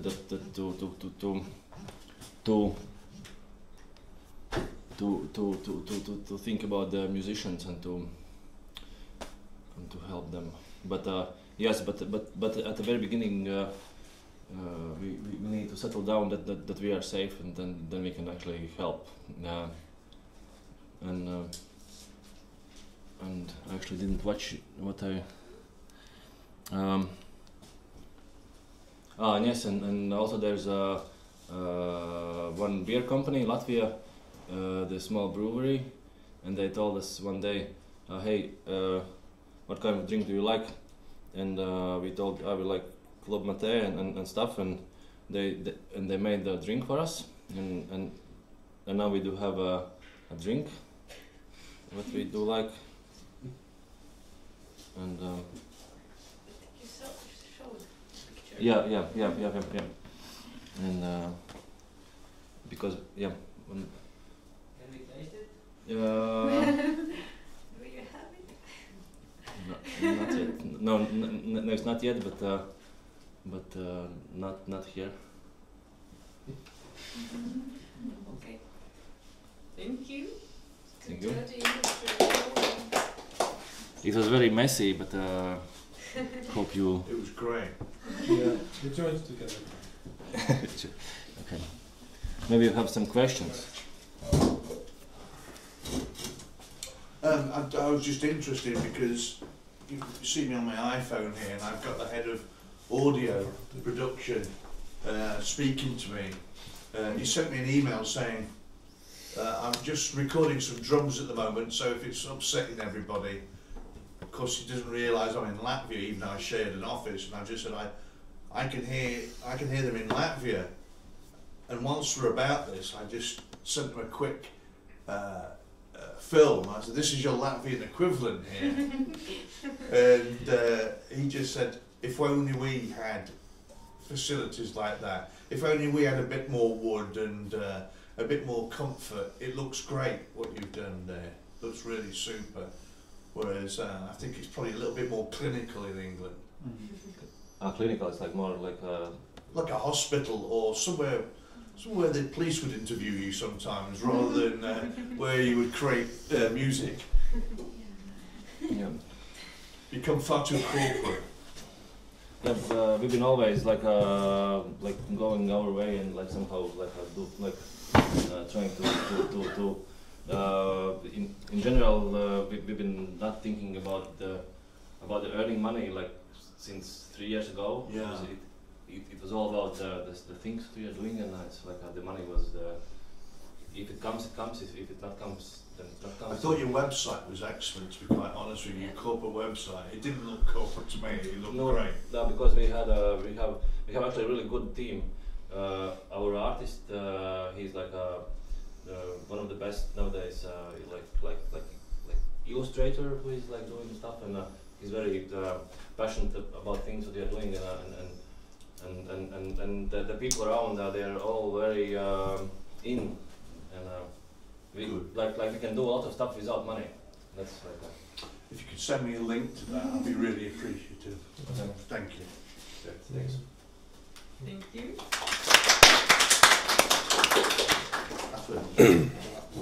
And our last speaker today, before the discussion, is Gryf Paterson, telling about one of his projects, Ferment Lab in Strasbourg. Hello everybody. Thanks very much for the invitation to speak in this conference. It was a couple of years ago. I had the pleasure before, and the combination of different talks already give me little hints of connections, so I tried to make reference to them. But certainly, as Maya mentions, I'm going to present to you a project which is actually one of my more recent ones. It's still ongoing actually, and so I gathered together our media to share with you some visuals, and I also give it some context, just because even though I speak here as an artist, cultural producer, researcher, I'm also a member of a cultural association in Helsinki called Pixelake. So the first couple of slides give some introduction to that context, and then I'll share mostly a lot of pictures, but hopefully some stories connected to what we've done in Strasbourg. So Pixelake is an organization that's been around since 2002. It's positioned itself quite early in seeing an alternative towards a mainstream digital culture, and in the early years it very much connected together people who were in the sort of Web 2.0 media bubble of the early 2000s with people who had a grassroots experience of developing their own cultural scene and finding a platform out with the day job, let's say, to show off experiments and other geeky activities, which was arranged between audio-visual experiments and early VJing to experimental interfaces, and later on it became other things. And maybe nowadays the Pixelake as a term for many of us who are involved in the association relates maybe more to non-digital interfaces and participatory processes. But certainly as a sort of the context is that our digital life is rather pervasive, and we look for other ways to do things. You can see that we present ourselves in a very broad way as a transdisciplinary platform. And to give you some idea of the things that we've been interested in over the years and still are, it's quite a broad range. And the reference earlier in the French project of open source culture is one that we've been attached to for many years. But since the late, like 2008-9, we've been increasingly interested in other topics that are non-digital, especially ecological and sustainability issues and alternative economics, including collaborative practices. So this is something that's in our background. In our festivals, if I just give the recent examples as themes, have a very non-media art or even post-media art perspective. So like an urban focus in 2015, a focus on empathy as in various forms, which includes also non-human perspectives. And then most recently a sort of continuation of a decentralized sort of space for developing culture and trying to include within our organizational model non-hierarchical practices. So that's our stage. And outside of our festival, we've done different things like an educational program around the year, which I was heavily involved with. We have member productions. So actually what I show you, this Ferment Lab, is an example of a group of members in our association making a project together, and it comes out of the festivals and becomes actually quite a big production process, and in this case abroad. And over the years we promoted open source practices and culture, and you could argue that this example is maybe also in relation to that. The sort of organizational side of things, there's about 34 members, of which about a third are active, and half are not Finns, right? So it's actually a very international group and very multidisciplinary. And over the years, our organizational form has changed a lot. So maybe in the early years, we had quite traditional art director model with producer and sort of very centralized curation. Even though there's always been an open-mindedness to include many different people and different partners and collaborators, we actually now have an organizational model where we don't have a coordinator. We decentralize the labor within the organization, including the sort of funds that support people's work, and the curatorial aspects of the organization rotates. Like there's different festival directors each year within the membership, and also there is actually at the moment no coordinator. So we work in a very decentralized way at the moment. So what I show you is an example of a project which has happened autonomously from the other association members, but with the resources of a cultural association. Right, so to Ferment Lab. Now, this process has involved at the moment 3 of our members, Natalie Obre on the left and Agnieszka Pokrówka in the middle, and myself. But it comes out of work that actually was initiated by Agnieszka within her own practice as an artist and as a researcher. And actually experiments took place in different places, such as in Austria, in Taiwan, and then a shared sort of contribution between her and I in Düsseldorf. And so we had an experience of working together, exploring the subject of fermentation and having different places to do it, so different contexts influence the work. And so you can experiment in different ways. And I show a few quick examples of Agnieszka's work in the past. This was from Austria, exploring different types of fermentation, but having as a workshop model where this might be results. We also hosted different discussion events in our festival and workshops, and she herself had some exhibition which presented bacterial work as a sort of art piece. So this is a sort of background context. And we worked together in this residency in Düsseldorf, where we're in a public space, actually in a sort of Kunsthalle space in Düsseldorf. We lived for 2 weeks and experimented with kitchen practices and what might be called food hacking, and fermentations became part of this. So actually as a public display and exhibition and performance, we explored fermentation. And so I bring you to the Strasbourg context, and this is something, if I explain that in Strasbourg there's a municipally funded digital maker space called Le Chadoc. It has a fab lab, it has a sort of creative business co-working space. It also has a public event space and hosts many events for the various digital maker communities in Strasbourg. because it's funded by the city, it has also a lot of outreach work to different communities, and so their main objective is to promote a sort of both a digital culture, its maker orientations, and then they've specialized in a sort of in non-digital practices as an overlap. And that's what for me was very interesting. The curatorial model mixed together things that you wouldn't necessarily think as being digital practices. For example, let's say tattoo culture, right? Hosting a tattoo world conference as a maker event within a digital cultural venue meant that they could also experiment in automated robotics and various experimental practices within a long tradition of maker scenes, right? So in the case tattooing as a maker practice, as a cultural practice, has a long history, and how does that relate to its current forms, right? Which is of course digitized often.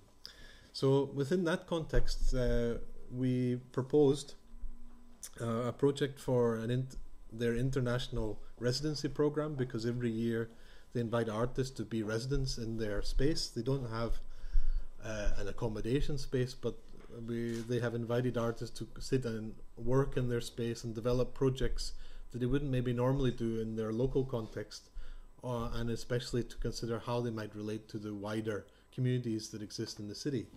And we came up with a proposal, as you can see here, where we imagined fermentation as a sort of cultural starter, a social engaged process where we can make experiments but also engage with the cultural heritage traditions that exist in the region of the city of Strasbourg, but also Alsace as a region on the French-German border. And there was actually, as part of this residency, an obligation to exhibit the work at the end. And actually it's a 3-month exhibition at which we're now in the middle of.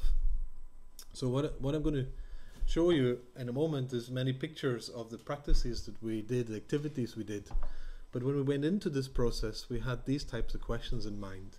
Like, I mean, how does fermentation as a long human tradition of processing food, preserving foods, relate to particular contexts, like in this case Strasbourg? How can it be a medium and even a metaphor for social development and intercultural exchange? Of course, us as invited international guests, but also maybe as a way to start new connections or relations within the local situation and between people in that area. So it was quite an ambitious thing, and we went into this with a lot of hope that maybe we could connect and work with many different people. And the way that we designed our activity was that we didn't take the residency in one block. We decided to come and go, and this was partly to do with our own personal circumstances, that we couldn't commit to 2 or 3 months residence. So actually we went for, let's say, 2 weeks, did a couple of workshops and came back, and then went a month or so later and did something else and came back, etc. So over a 6-month period, we went there like 3 times, 4 times, and this gave us different experiments and different ways of maybe engaging with the locality and the subject, and we focused particularly on vegetable fermentation. I mean, in the French context, especially in Alsace, you could have considered wine, cheese, bread, etc. I mean, the food culture and fermentation traditions in the region alone is very rich. But we decided to focus on a particular one, vegetables, and in that region, the food that's promoted very much is Schokrut, sauerkraut, and so we took this as a cabbage as one of our focal points, right? And you'll see in a moment how that is. So the first time we went there, we had 2 different workshop processes that happened over a couple of weekends. How do you make ferment? So a very tutorial-oriented type of activity where we demonstrated how to make Schokrut, how to make kimchi, how to make vegetable ferments based on the waste of the other ones. But we also wanted to use this as an opportunity to encourage our participants to document, right? And you'll see in a moment. And then the second workshop was more about, well, actually, how would you make a ferment lab? So what would be the organizational and equipment needs to do that in such a space like a cultural center, public one. So here's some photographs from this, and there's more photographs than we need, but certainly I just go through them. You can see here that this is the workshop, and as a introductory method, each person associated with a cabbage as an item, and this was a portrait beginning. But very quickly people were doing the practical work, and we asked them who were there, can you take photos, can you make illustrations, can you help us document the process? Actually, that's part of the learning process, especially if you follow recipe, to show that there's many different ways you can do this. This practical activity, of course, is a bit like food tutorials or lessons. In France in particular, there is a strong culture of attending classes to learn certain foods together with others. So we knew that we connected with this, but we were doing it as artists, and we were doing it within a very different context, not even a kitchen space. Basically a space where there was not even running water, so we had to improvise a lot. But in this process, we get many different artifacts come out, and different stories come. It may look strange here, but actually we did collect stones to weigh down our ferments. So we also introduced sort of maybe non-conventional practice in this type of things. But for many of you here, seeing ferments in jars, especially vegetable ones, would be nothing particularly special. What's the artist doing in this situation? You see here, this is actually the venue. It's in a renovated old industrial building, and it's actually a flag. You could argue a flagship of cultural innovation and entrepreneurship, if you consider it in the digital entrepreneurial perspective in the city. So it has a high profile, and of course the municipality is rather proud of this space too. And when we come in, we introduce also practices which are quite traditional. In this case, you'll see in French dégustation, like a tasting event, where several weeks after making the first, or 1 week after making the first ferments, we invite people back and new people to document the taste and flavors that they have. And actually what they are doing is giving materials that can be used towards making a zine to communicate further this project beyond the event itself. So actually what you see here is pictures of the zine making process, which actually was mostly just a starter. It was not fully fulfilled as a participatory event, and we actually finished the zine as a solo work now 8 months later, so it didn't necessarily work out.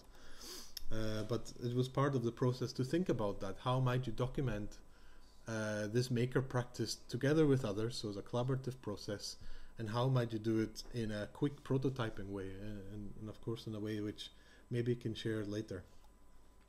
As part of this, in addition, and actually through the discussion of the workshops about how to make a ferment lab, one of the participants said, well, actually it'd be really nice to have a little cabinet which you can put everything in and be a display, so that visitors who come to this lab space that we created can see things. So we invited one of the workers in the fab lab of the center to design for us and make for us, and we commissioned this a cabinet for us. So it was done solely from the CNC router, and he constructed it according to a method that he'd been using within the lab environment of the fab lab, that is the manufacturing lab. And so we had, thanks to Hervé Munch here, a cabinet as one of our first artifacts for the exhibition, and became actually a 6-month, actually all year round display cabinet for our contribution there. We also explored different ways of presenting our work in public, because this was a lab environment. It was a temporary space for 6 months, and the exhibition, as you will see in a moment, was something else. So we tried to put in public space example of our process, and to try to make a little bit transparent what was going on, at least in our workshop environments, which, to be honest, only had maybe 20 to 30 people involved. You can see here some more photos of this space. we invited in the same person, this Hervé Munch, to do another workshop process, and what he was doing was actually, as you can see, not so different from us, but what we had asked for him to do was to, because we were working mostly in English, to make another event in French, and also to try and connect it to the sort of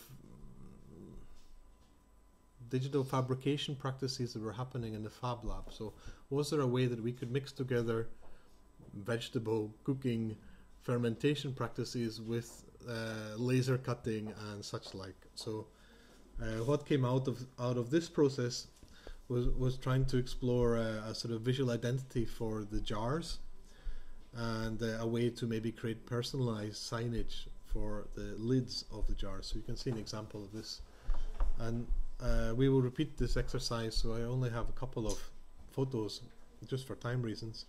It didn't actually work as good as possible in the time, so we do again to see what we can get from this combination of this physical maker and illustrator context of Shadok with of course food practice.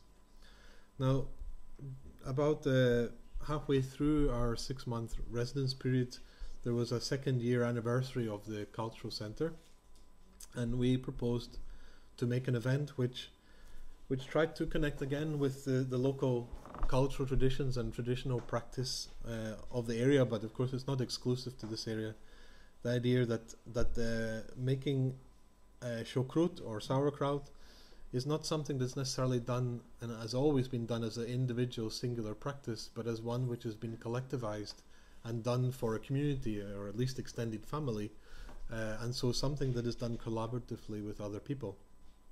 And so we created an event where we could invite people to make a large batch of this shokrut sauerkraut with us, and we took a sort of funny angle on it, deciding to make it a dance party, because the tradition of crunching the vegetable matter, which in a smaller batch would be done with maybe a stick, on a larger batch it's much easier to use your feet. So actually we made an event which was like a dance party and a participatory event where we did certainly shred about 80 to 100 kilos of cabbage, white cabbage, and this was of course quite a spectacle and a large labor activity. But we tried to find ways to make it fun and invite people to get involved, and so we had this paddling pools which we invited people to dance in, and we had it, luckily because of this anniversary festival event, we had a DJ who was providing us nice beats for the whole day event.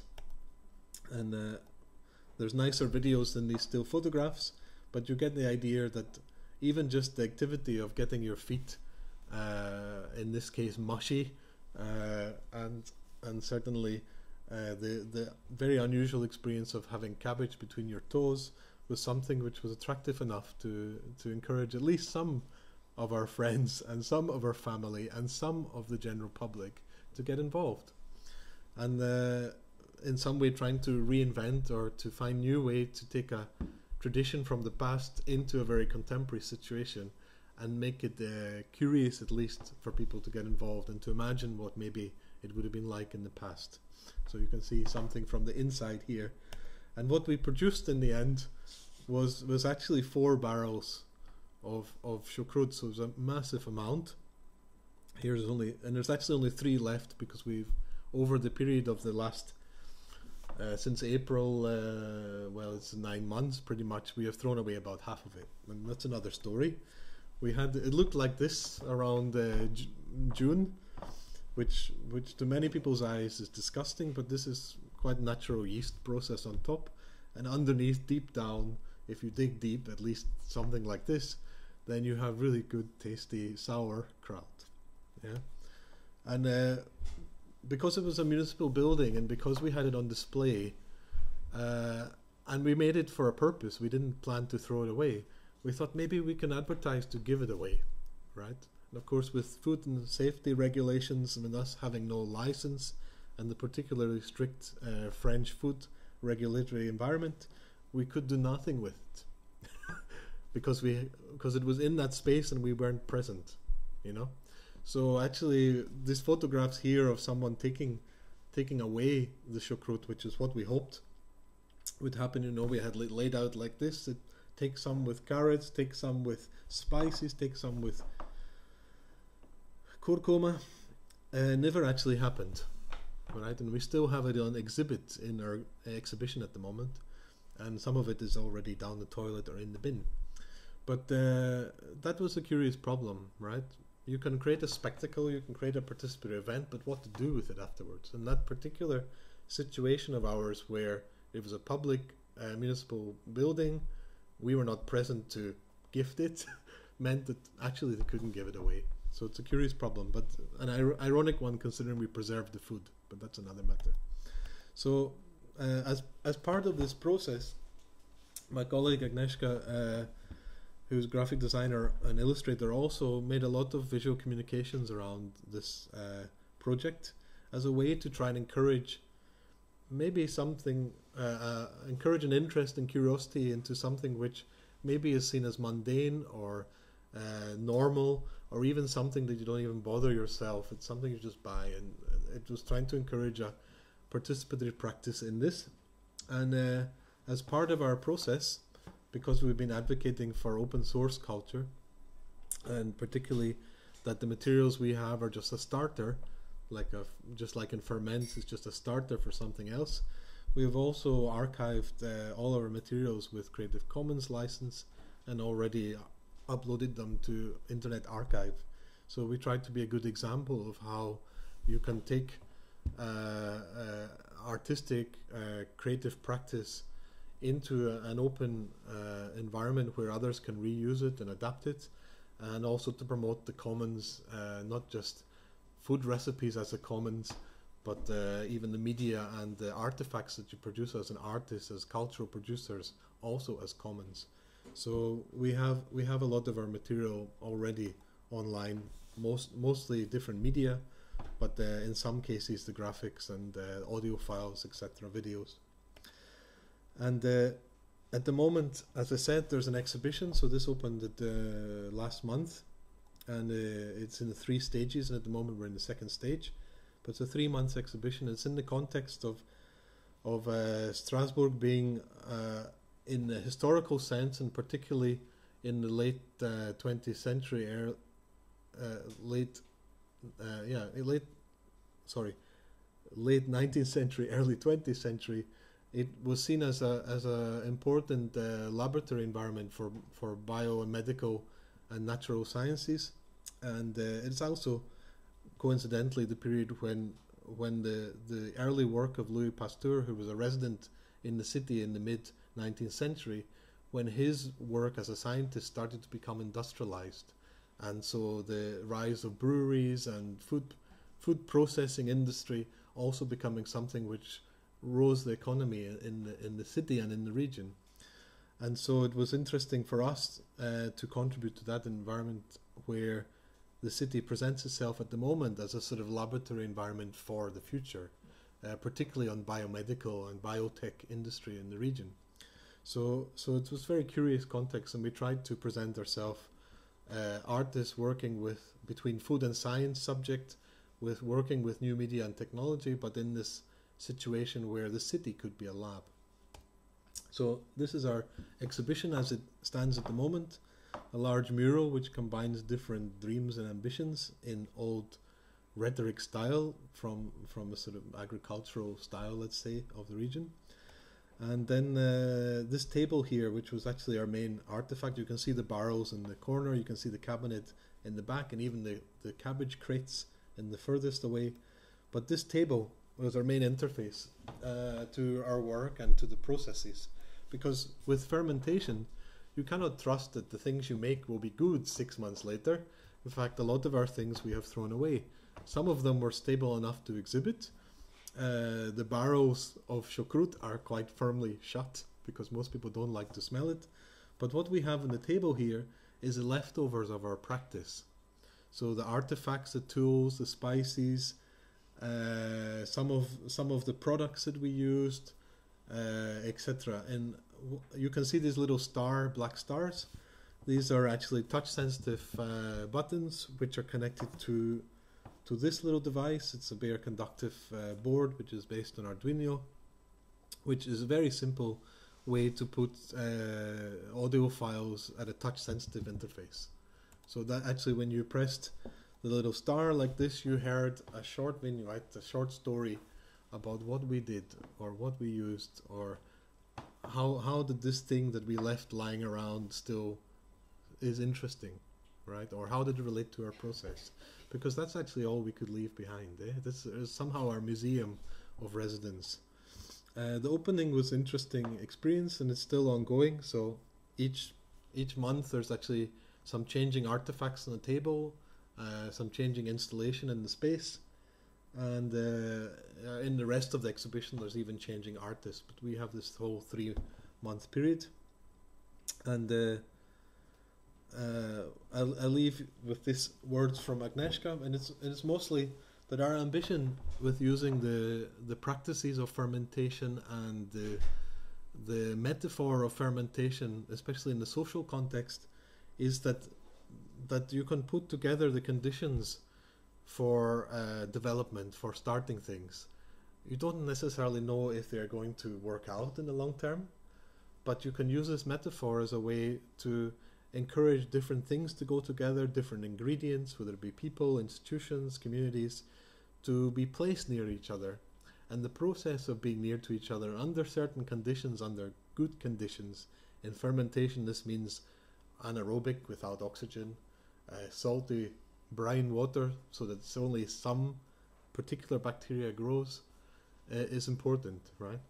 And I hope you understand that in this context of creative industries, it's also important to find the right elements to put together and find and support the right conditions for it to happen.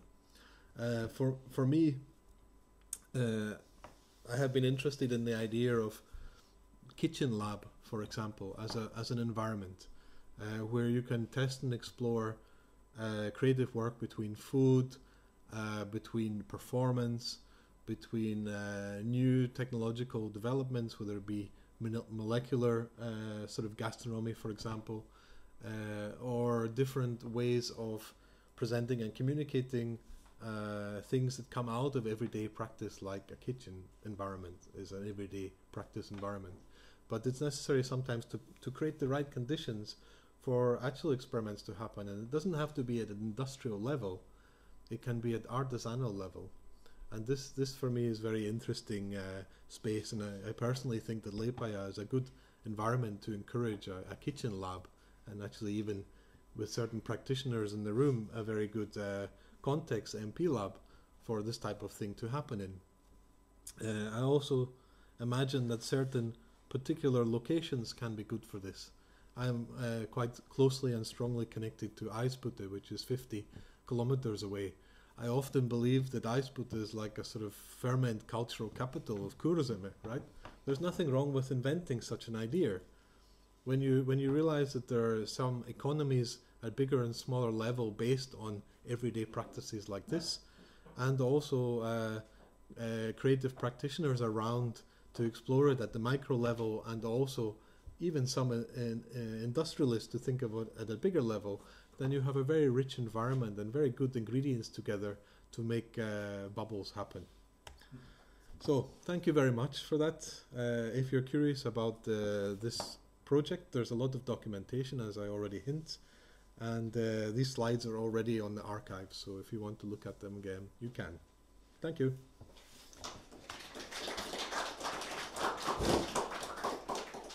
Are there any questions? If there are no questions, then I'll welcome all our speakers here in front. And so we can have a small discussion about what we just heard.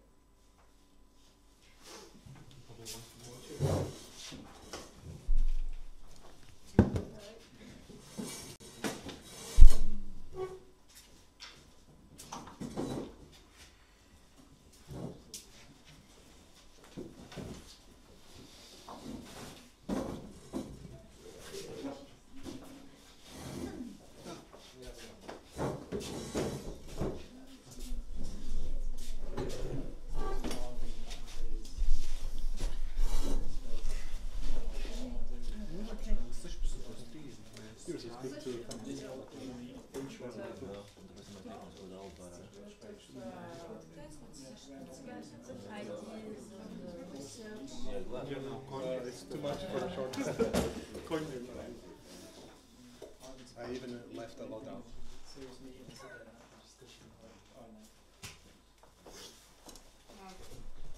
I'm sorry, my questions are quite primitive, but I am generally interested in them.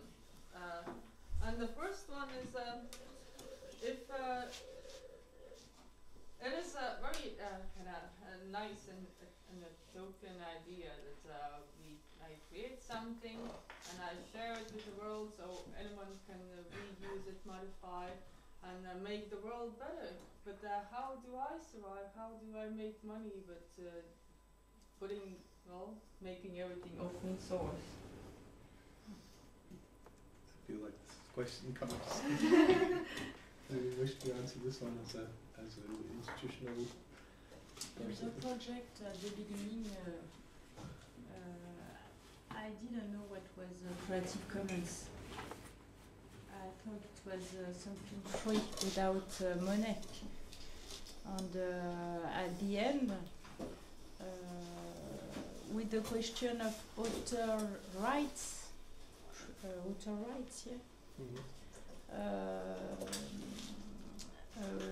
all the artists had a wage, and so they were paid for their job. And the Creative Commons is a way to create and to imagine and to create money as well. The project is like R&D project, research and development, and with this kind of cooperation, we recreate much. The game we create is less. It's got a price. It costs less than in a normal economy. If I don't know name of Jeco, I don't know if you know the name, the mark Jeco of games for kids. If Jeco wants to pay R&D, they pay much more than for the same game at the end. I don't know if it's understanding what I'm saying. But for me, that's a new kind of cooperation. Everybody can share their ideas and make money and find a new market. The problem is how to pay the R&D at the beginning. Today, only the big firms can pay R&D. Research and development. I could carry on though.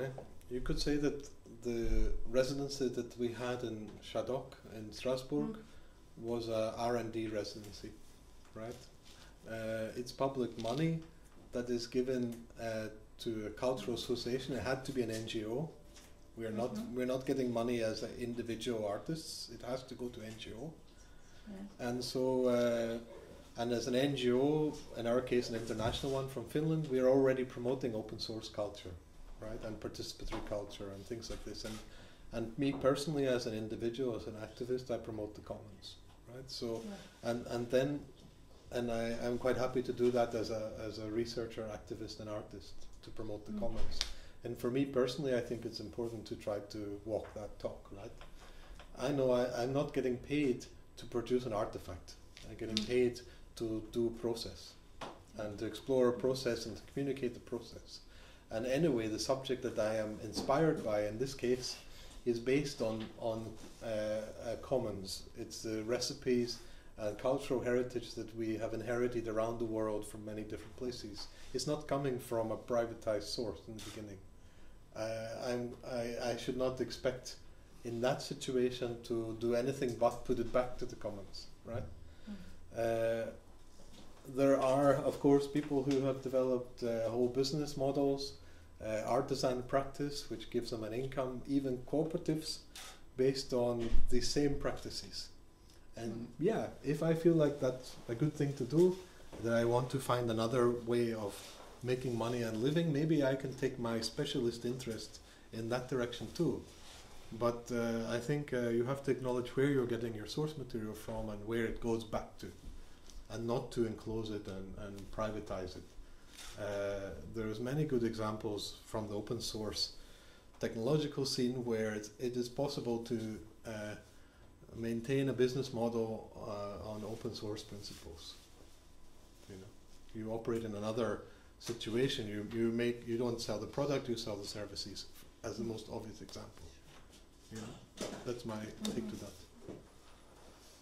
How much do you think the government or the European projects or the city should invest in some artists who want to make the world better? Of course they should invest. I'm totally big fan of the idea that we should share our resources we have, and we should provide this cooperation between local communities in different ways and for different reasons. But the situation is that we are, I think, in the first stage. We speak about the understanding of shared resources as well as this creative economy or sharing economy. So yes, this is my answer. How can you explain to kind of the general public we can't buy a new bus because we are investing in the new sound studio this year? For sure, but we will could buy the new bus in the next years if the sound studio will pay taxes and everything will be okay. But the problem is much deeper. Or what we should understand that local governments in the future they will face with the problem that they couldn't solve all problems, and they are already faced with this problem. For example, this ideas of inhabitants, how should look our neighborhood, they are so high, but the money is so limited. And it's not only in Latvia, it's all around Europe. And we should find new ways how to solve these issues. And one of the way is to give this power for local communities. Maybe you remember this summer when in the beach was the problem with the sea shit or sea grass which came out of the sea and smelled very, very so, and local these services tried to solve this problem, but this sea shit was so enormous and big amount that they couldn't solve this problem. So and it was hot time and it was smelling very much. And what did the local services did? They put on Twitter, please, local citizens, you can come and help us to solve this problem. And this is how it works, involving local communities. Or if someone saw yesterday the TV show Atis, there is this old fortress in Riga, and the Ministry of Defense, they don't know what to do. But what did they do? They gave the power for local citizens who are working there, who are trying to make some excursions, and this is the way how the government and also local municipalities should act, to give more power local citizens, not to top down but bottom up experience and action to do. But people would probably want to be remunerated for this, to be paid something towards this. For sure, yeah. go into community resources back. Yeah. I mean, there's a good tradition of Tauta in Latvia, Uh-huh. which is a voluntary cooperative tradition, right? So people volunteer their labor together, and especially, let's say, to clean up the beach, right? Is a good example. But of course, there is also need for communities and associations and activist groups to be supported in those actions too. But this is political decision. Yeah. Are we paying salaries for some in the cabinets who are sitting, or we Yeah. are paying people from local communities, local actors, and Yeah, supporting indeed. them? Indeed. In Saint-Denis, we have this question research with Stigler, it's economist, about unconditional revenue wage, because the market, the capitalism, then got the solution to pay this kind of activities which are not in the market. That's so that's a public policy which can pay, for example, creative to create Pantolino, the activities of syndicalism, activists. It's really important. So the question is, if the market, we change the president in France this year, on the market is not the only solution. It's philanthropy. You understand philanthropy? Oh, so if we want to develop creativity, who's going to pay this creativity before the creativity? Before the process you were speaking about, process. The same kind of question on the, I think it's the point. I have a question about the local culture. Is the open culture and Creative Commons influencing the local culture?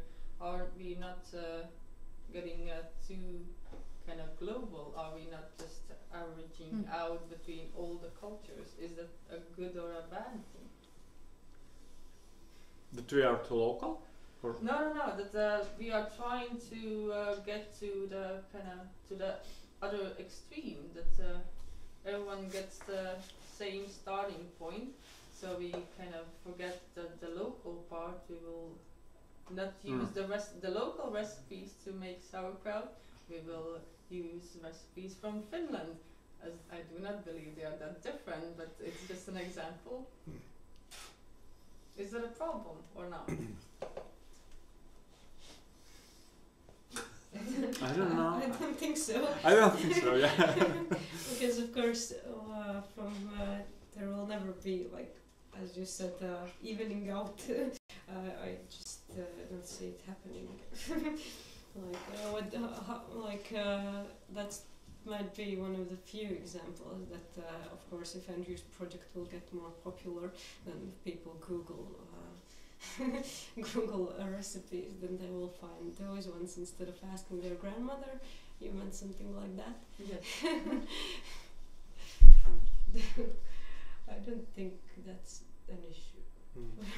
But we are all benefiting from particularities in a way, right? I mean, the particularities of where you decide to live and work and the cultural environment that you're living in and working in, of course, influence you and give you resources, whether it be that there's lots of empty space, as in the case, maybe which was the case in Andrisala, and as example here also in Liepaja, where empty spaces in a deindustrializing city and depopulating cities has meant that there has been more opportunity actually to do things that don't have economical value at the beginning. There is not the empty space in Helsinki, I can assure you, to do anything. Yeah, that's right? Actually, I've heard it's a very good thing for Latvia and creative people. I mean, this is a fantastic particularity and resource, although it has negative economical implications, and it has the reason why it's like that is because of course, challenges in the economical situation. It's also an asset, and especially for in a situation where there's not a lot of resources to pay rents, especially at early stages in people's career. And I think it's that's a good starting point, right? And that can influence what you do. It can allow you to experiment with different forms, let's say, of dirty deal Kristaps, right? Over the years, you know, which allow you to figure out what's the best form and actually most sustainable model for you to operate. I mean, this is great, you know. Yeah, it was this opportunity in Andres, it was a very good push for us. It's like we've been during these 12 years we've been changing quite a lot, like in this kind of shape, and then like how we are doing stuff. How is it in sound production if everything? Well, I've used open source music. Well, not really open source, but something that someone put online and said you can use this freely unless you reference it. And I'm quite happy about it, but most of them are not great. So it's a question about sound production. It takes a lot of energy and it takes a lot of time. So I'm guessing that's why the free stuff is quite bad. So how do you feel about this, open sourcing also good music or good samples that someone else could reimagine and then maybe make profit out of? This question to me? Yes, because it's quite simple with recipes, because recipes are kind of generally open source, like. But we don't do open source music. No, but how do you look at it? That's on open source music. Would you, at some point, would like to try it, to try to make the world better with your samples? And if not, why not? Because it's like to make this track, it's like take for the musician 1 week or 1 month or it's like his time, and then then it's like it's good to give it's like in our case we've been giving free music to some kind of projects which are also some kind of activists who are not earning of it, and they're like doing their own stuff and they're pushing their own stuff, but to give the rights to some kind of commercial or somebody who is profiting from that, that's I think that's totally incorrect, because in general this music world is quite somehow the music is like it's always like when making or movie or some kind of animation or whatever commercial, it's like it's like everybody's making this visual part, and oh yes, there's a music also. Okay, we have 20 euros. We don't. It's very small budget. We don't have it's just the music. You say they think about the audio last. Yeah, but that's the audio is the very big part of this experience. What you get from it's like the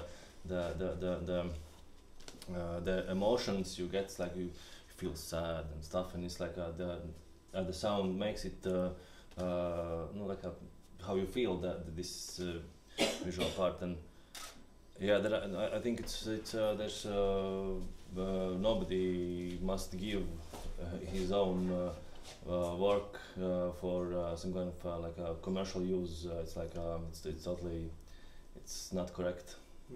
These are different operating environments, though, right? I mean, you showed community events, which brought people together just to jam and to do things. Yeah. In this situation, you could all agree at the beginning, okay, we're going to produce music to give away with open licenses. No, I mean, that's a different context, which allows you to do that if you want. No, yes, we are doing the music what we are producing, the techno or whatever. It's you can listen it and stuff, and you can use it for non-commercial stuff. Mm-hmm. But if you want to earn money with it, then it's you need to pay because you are earning. Then why you are earning on our work? And it's like Same in all, like in audio and also in visual arts. If it's always the reason that matters, why do you want it for free? If you want to continue with work it creatively and not earn, then sure, artists are always happy to share their work. But if not, then they want to get some money. But of course, there's many licenses which can satisfy all different circumstances. Yeah. There's even license which can protect its use. It's called peer production license, which protects its use. So you can only use it if you're actually contributing, if you're actually operating an environment where you are not exploiting the use of it, right? So I mean, there are many ways to do this. It's not something. I mean, I understand, like business practice and ways of making a living through your creative work is one angle, and of course there's a particularity in you or in a collective which gives you the work, right? And you don't want to necessarily lose that quickly, but there's another environment where making accessible the materials for other people to, especially young producers, to build upon, creates a larger environment which you can also benefit from. And actually, what I find really challenging. But can you be more specific? How? Well, I can please, yeah. If you go onto the Creative Commons website, it gives you 2 tabs, and it allows you to say, this is not for commercial use. I will use this, but it's not for commercial use, or it's for purely educational use. So what are the benefits for somebody putting audio track or a 3D piece of work or a visual track or visual piece on there? Well, going back exactly to what you were saying there, if you have work up on there and you are clearly cited with your name and company on there, if there is a certain amount of work where students or young people could use, and it could be just a few pieces, if the work is of quality, they will remember your name and they will return to you. So it's actually almost free advertising in order to generate income for yourselves. It also inspires them as well. Yeah, but it's like in our case, we've been supporting quite a lot of stuff. We've been giving music to the movies which don't have budget, and we are giving. I completely understand that. Supporting with our work what we are doing also. I understand that, but the Commons it's worldwide, and once people start to pick this up, the world becomes smaller, and they're not bothered whether they're in Latvia or in Russia or France or Italy. They're bothered about your work, and they'll remember your name, and they'll go back to it. But you could look at it from also the larger institutional perspective.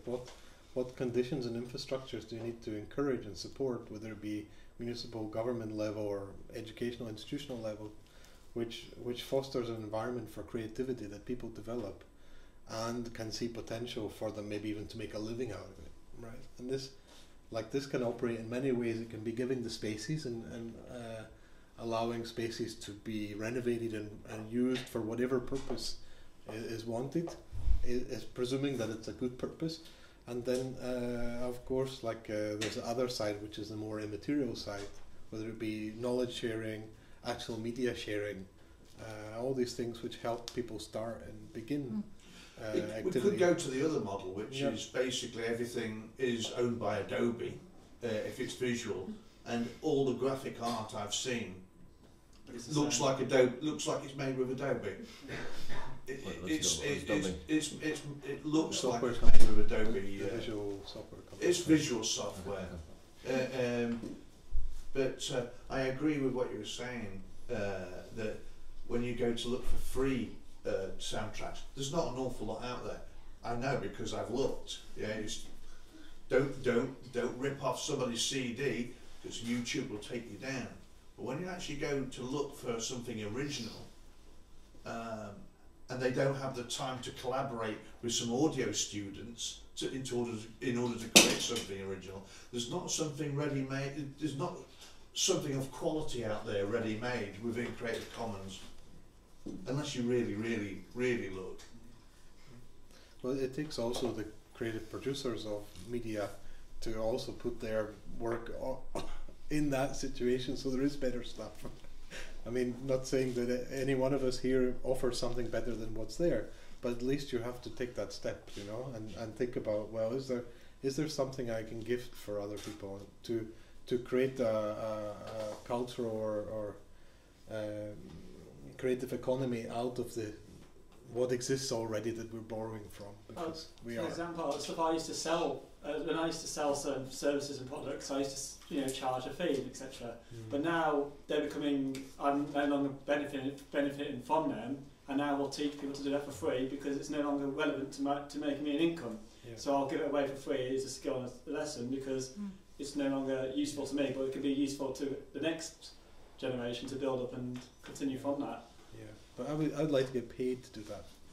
As a creative worker, I'd like to get paid to put my stuff to the commons. Right? This is important. And who does that? Yeah. No, nobody does that. And my colleague in audio, he gave a scenario the other day, and he was in a duo, a mixed duo. They supported the Orb and that in the 90s, but they were called Fila Brasilia, and they remixed shed loads of dance music. And he just said to me, I wouldn't be able to afford my house. I've got this income coming through. And I just said, how much is it? And staggeringly, it was basically paying his mortgage. He says, we have it coming to an account. And I sat there and I said, so you basically organised, without your record company, you organised for your performing rights to come separately in. So very few bands do that. They end up with just the writers of the tunes gaining performing rights and getting royalties back, but they get the royalties paid month by month for all of the stuff that gets reused. He said, yeah, you wouldn't believe how much of it gets used, and it's not a name that you really hear. They're not Underworld or they're not Orb or anything like that, but the stuff was getting used because they did it correctly at the time. So perhaps there was a story in there where they could disseminate that information. It's probably why he's a teacher now and he's not in the music industry. There's another guy that he brought in called Lol Hammond, and he does theme music for films, and he works for Vertigo Films in Soho in London, and they've done some huge films, Hatton Garden Job and a few others that have just done recently. And he just said to me, oh, just drop us a line and I'll give you some music. And I'm thinking, yeah, there's £1 million industry that they've got who were just in there, and he's quite willing just to give some stuff away. But when I talked about the Creative Commons, oof, no. So there's quite a disparity of thinking about what constitutes freedom and what constitutes plagiarism or earning something off the back of something. I would like to add last note because I should go and to leave. But once I was thinking about co-working and co-sharing and such kind of things, and then I went to Incubator, and on the first floor we have craftsmen's these workshops. And that moment I understood Atis. If you are thinking that you are making something brand new, speaking about co-working, co-sharing, no, because these craftsmen in these workshops, they already work in co-workings last at least 3 centuries. And I think if we are speaking about this sharing and knowledge and skills sharing, we should look in the history how it's working and working still today. That they have some master, and then they have these students, and this is how they provide this sharing and providing this knowledge for next generations. And I think that it could work. I don't know.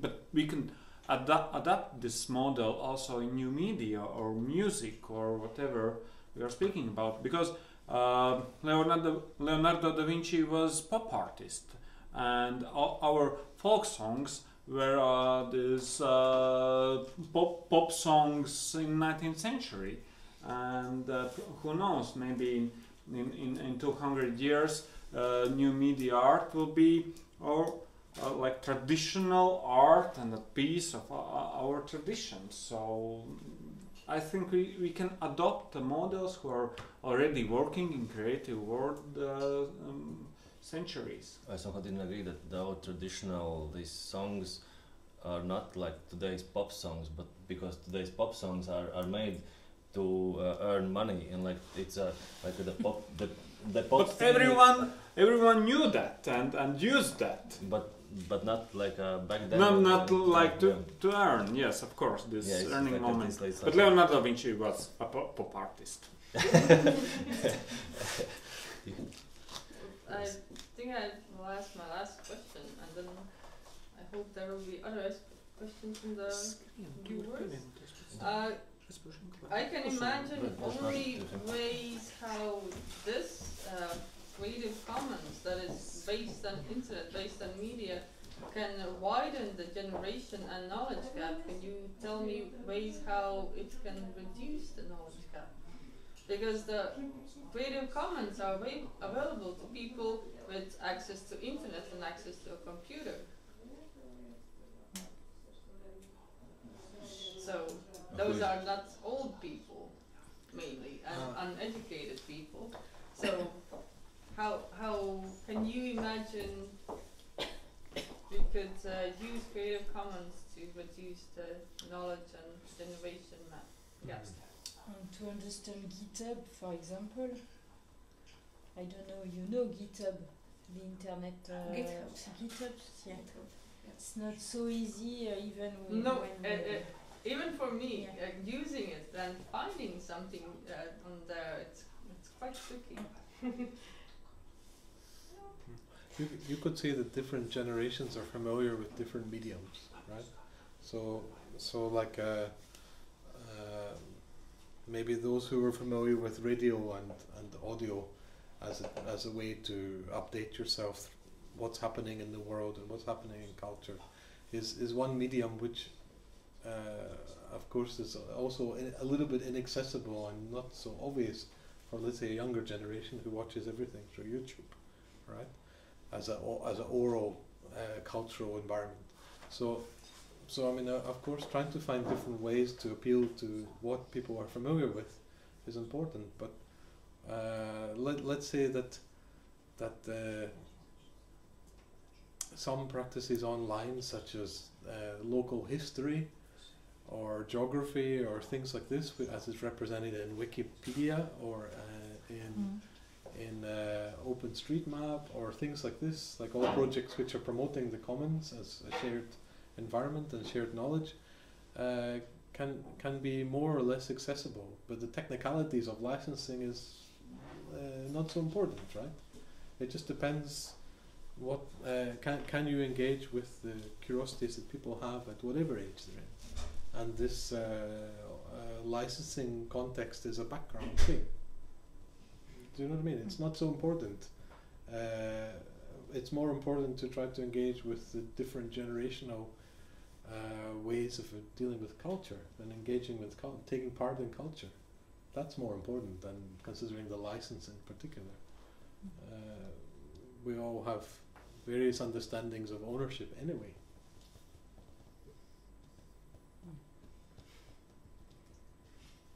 Anyone else? No? A question from our audience, maybe? Or comment? Well, if not, then... Can I ask a question of you? Yes. Many of your questions focused on open culture and Creative Commons. Was there one particular curiosity you had because of this?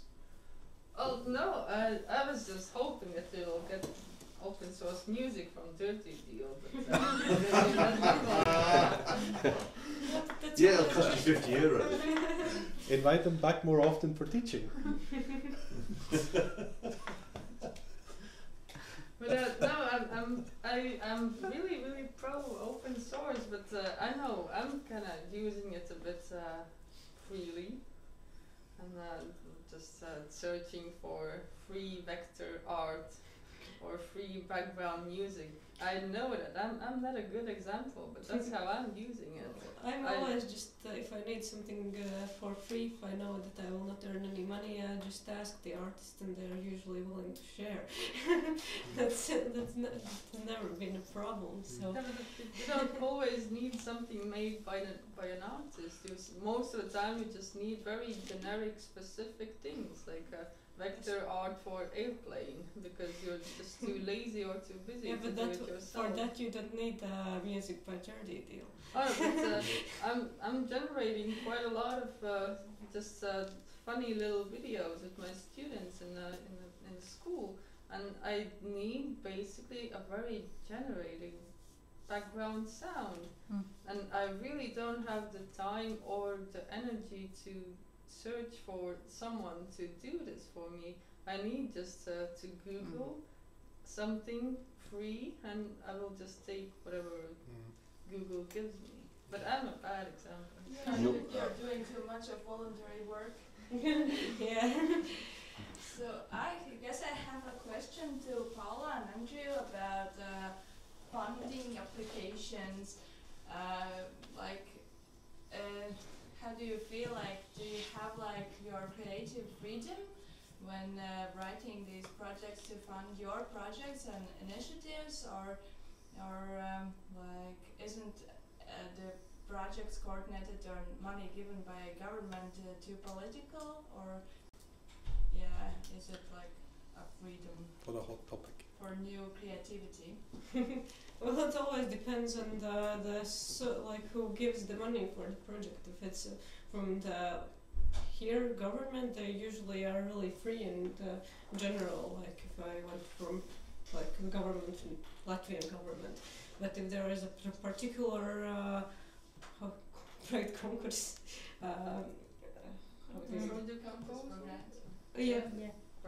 Yes, that thing. If it's a particular for a particular reason, then of course we have to think if we have any ideas that are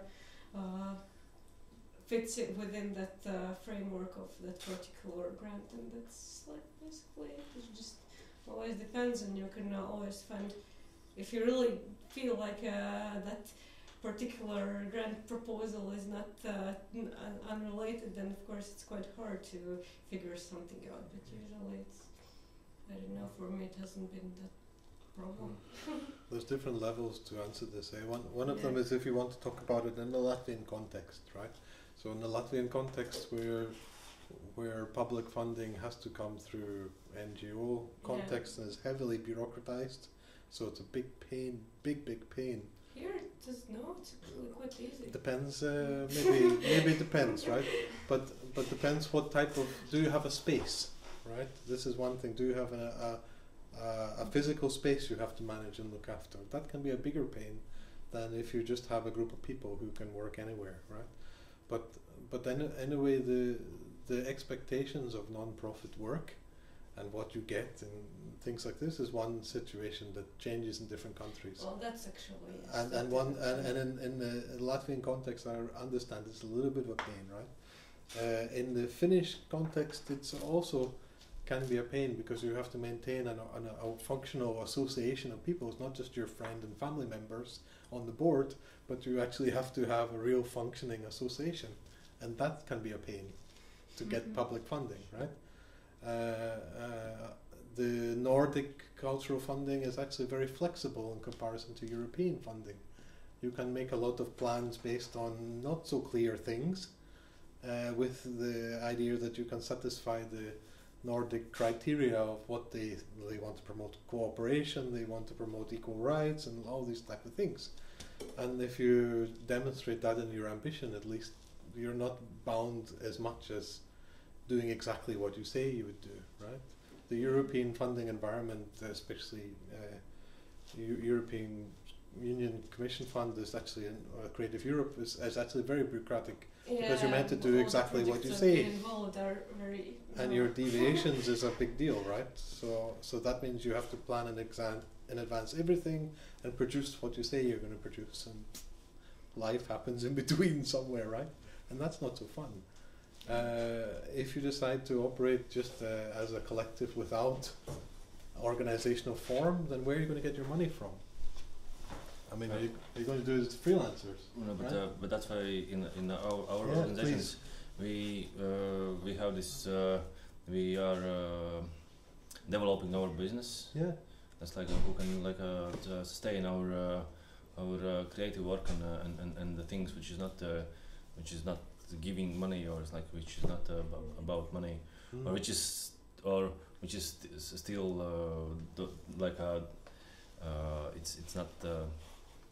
it's not earning, but no, it's need to be that we can avoid of these, that we need to do as we say, yeah, but we can actually do how we feel, and it's like I mean, that's where your operating situation is much better. You run your own business, so you can actually decide what you want to do on the site. But that's at this point we are at the very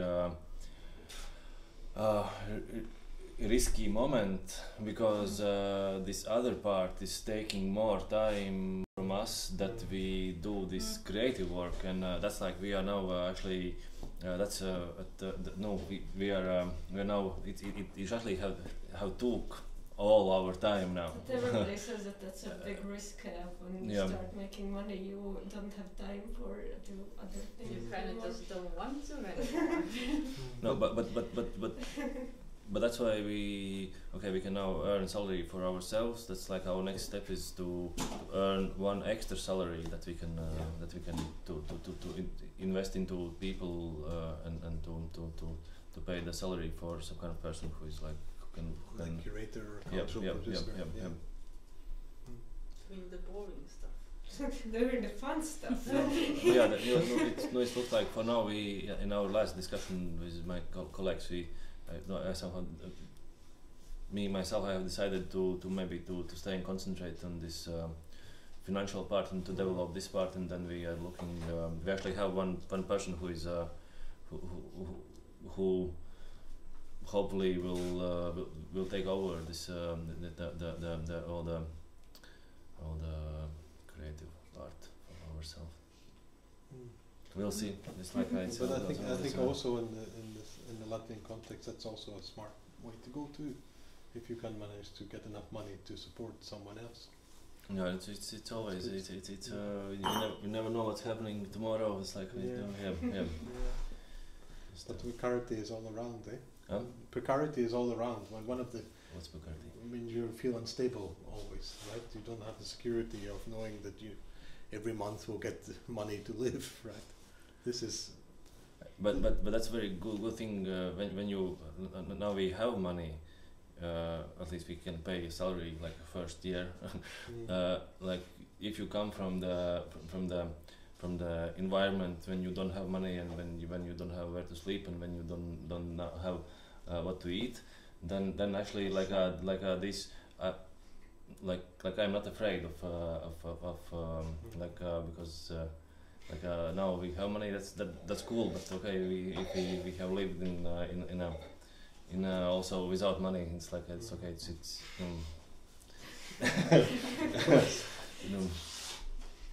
yeah, but we will have a lot of money. Good for you. Yeah.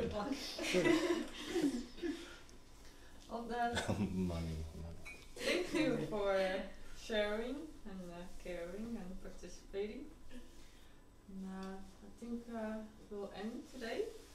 And everybody is invited in the evening at 8 at the Barnagel 3% for the closing event of iWEEK Festival. Atis performance night. Yeah. Okay, thank Okay. you. Thank you very much.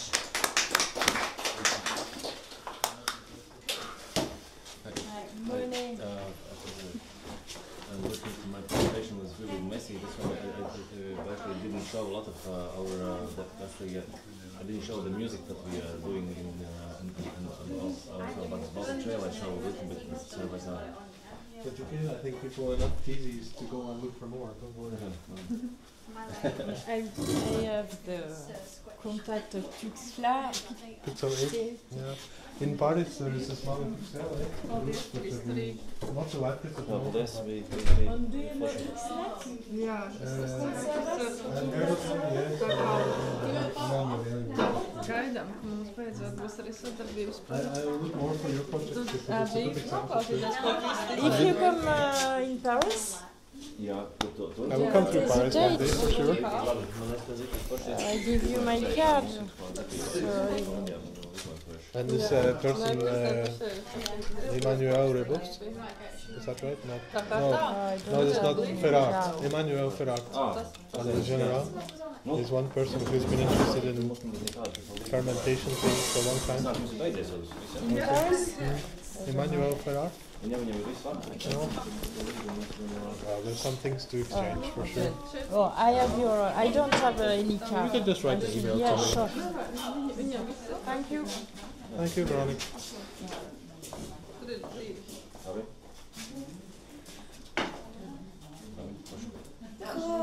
Tagad mašu pašu tehniku līdz jūs gadu. Jā. Nu, labi, tad Sestdien un 18.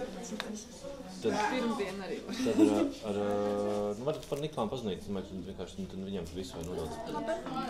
Jā. Oh well, I just blew it out. It's locked. You're welcome.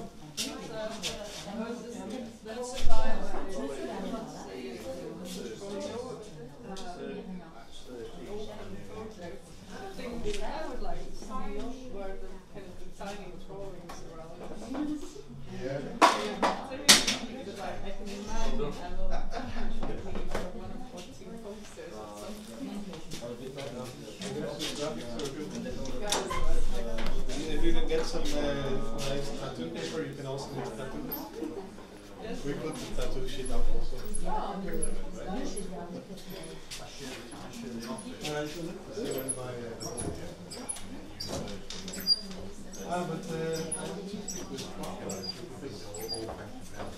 realized that because we have collaboration in regards to MPLab and Pixelate, someday. Well, I have one person that I kind of want to invite, that's all. I also have to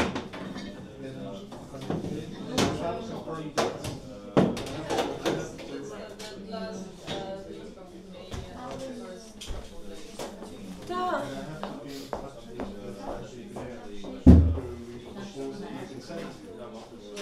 And she is worried about the dates, so if I look up the exact dates, will I find it somewhere? But it's 27 until 3 or I'll get back to her and then introduce you next time. And I haven't signed the contract. We'll come back to you.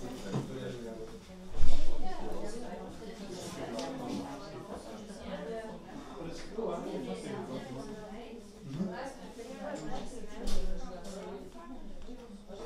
very fast, it happened very fast.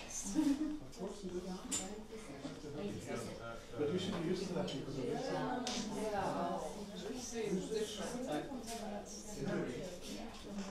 Well, I would like to think I was more open than Rick. Oh, yes, yes.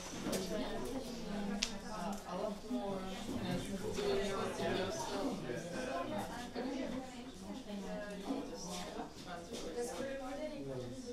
We found another project.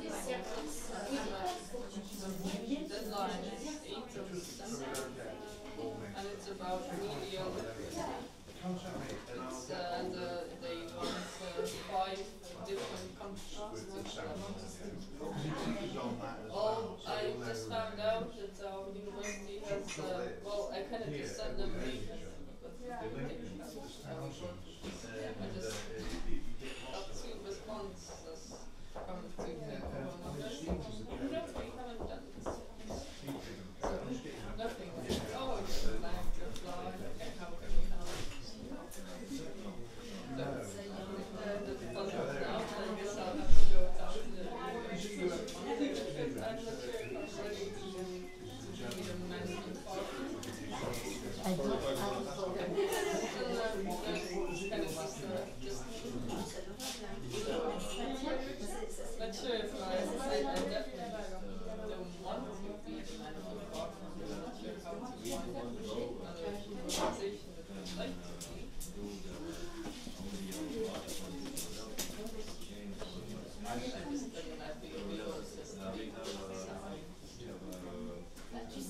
Someone else to Oh, but I was thinking maybe also.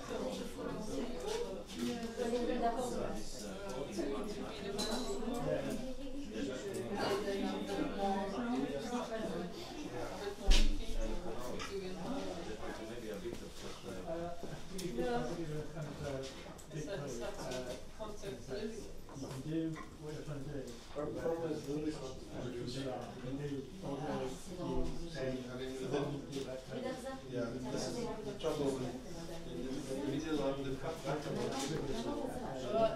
Even do it. we didn't also we were not on the deployment track. We were not we had project when we started our working with Lily at the Hybrid Labs. She's the one who has that support side. She's actually recently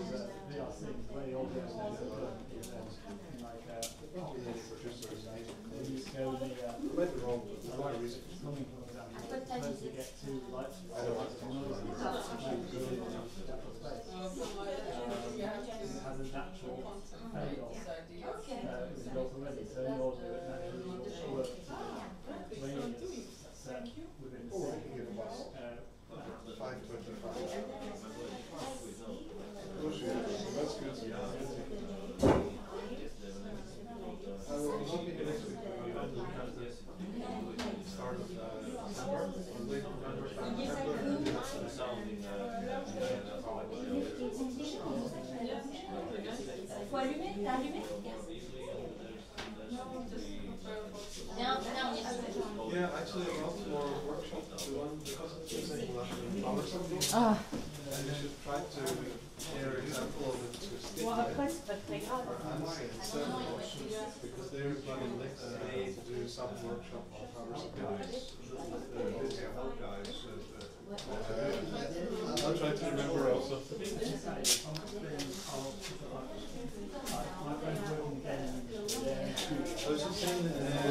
J'ai mon sac noir, je me situe dedans pour pas que. Okay.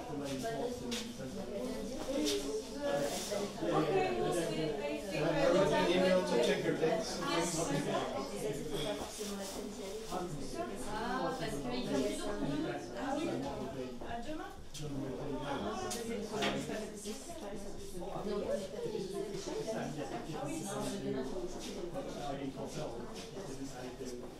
C'est contraire.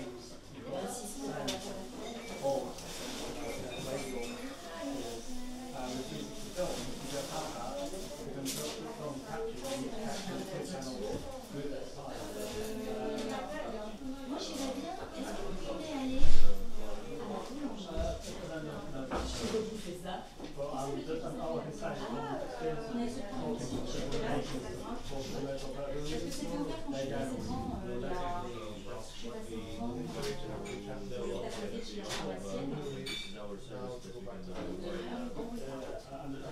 On va regarder aussi le test. Les chiffres que je veux.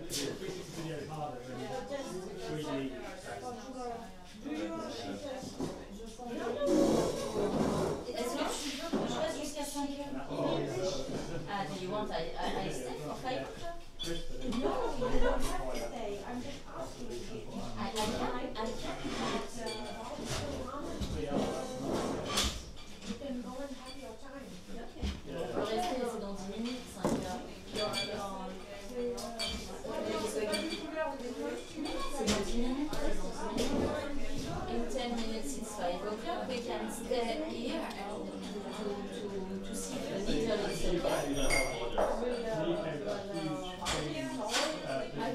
Moi je préfère to see that. Oh no, because the museum is closed. So there's a street, it's closed. You know? No, we can stay and after Volna, c'est Volna, le domaine. the technician, it's Valna. Yeah, he's coming after 10-15 minutes.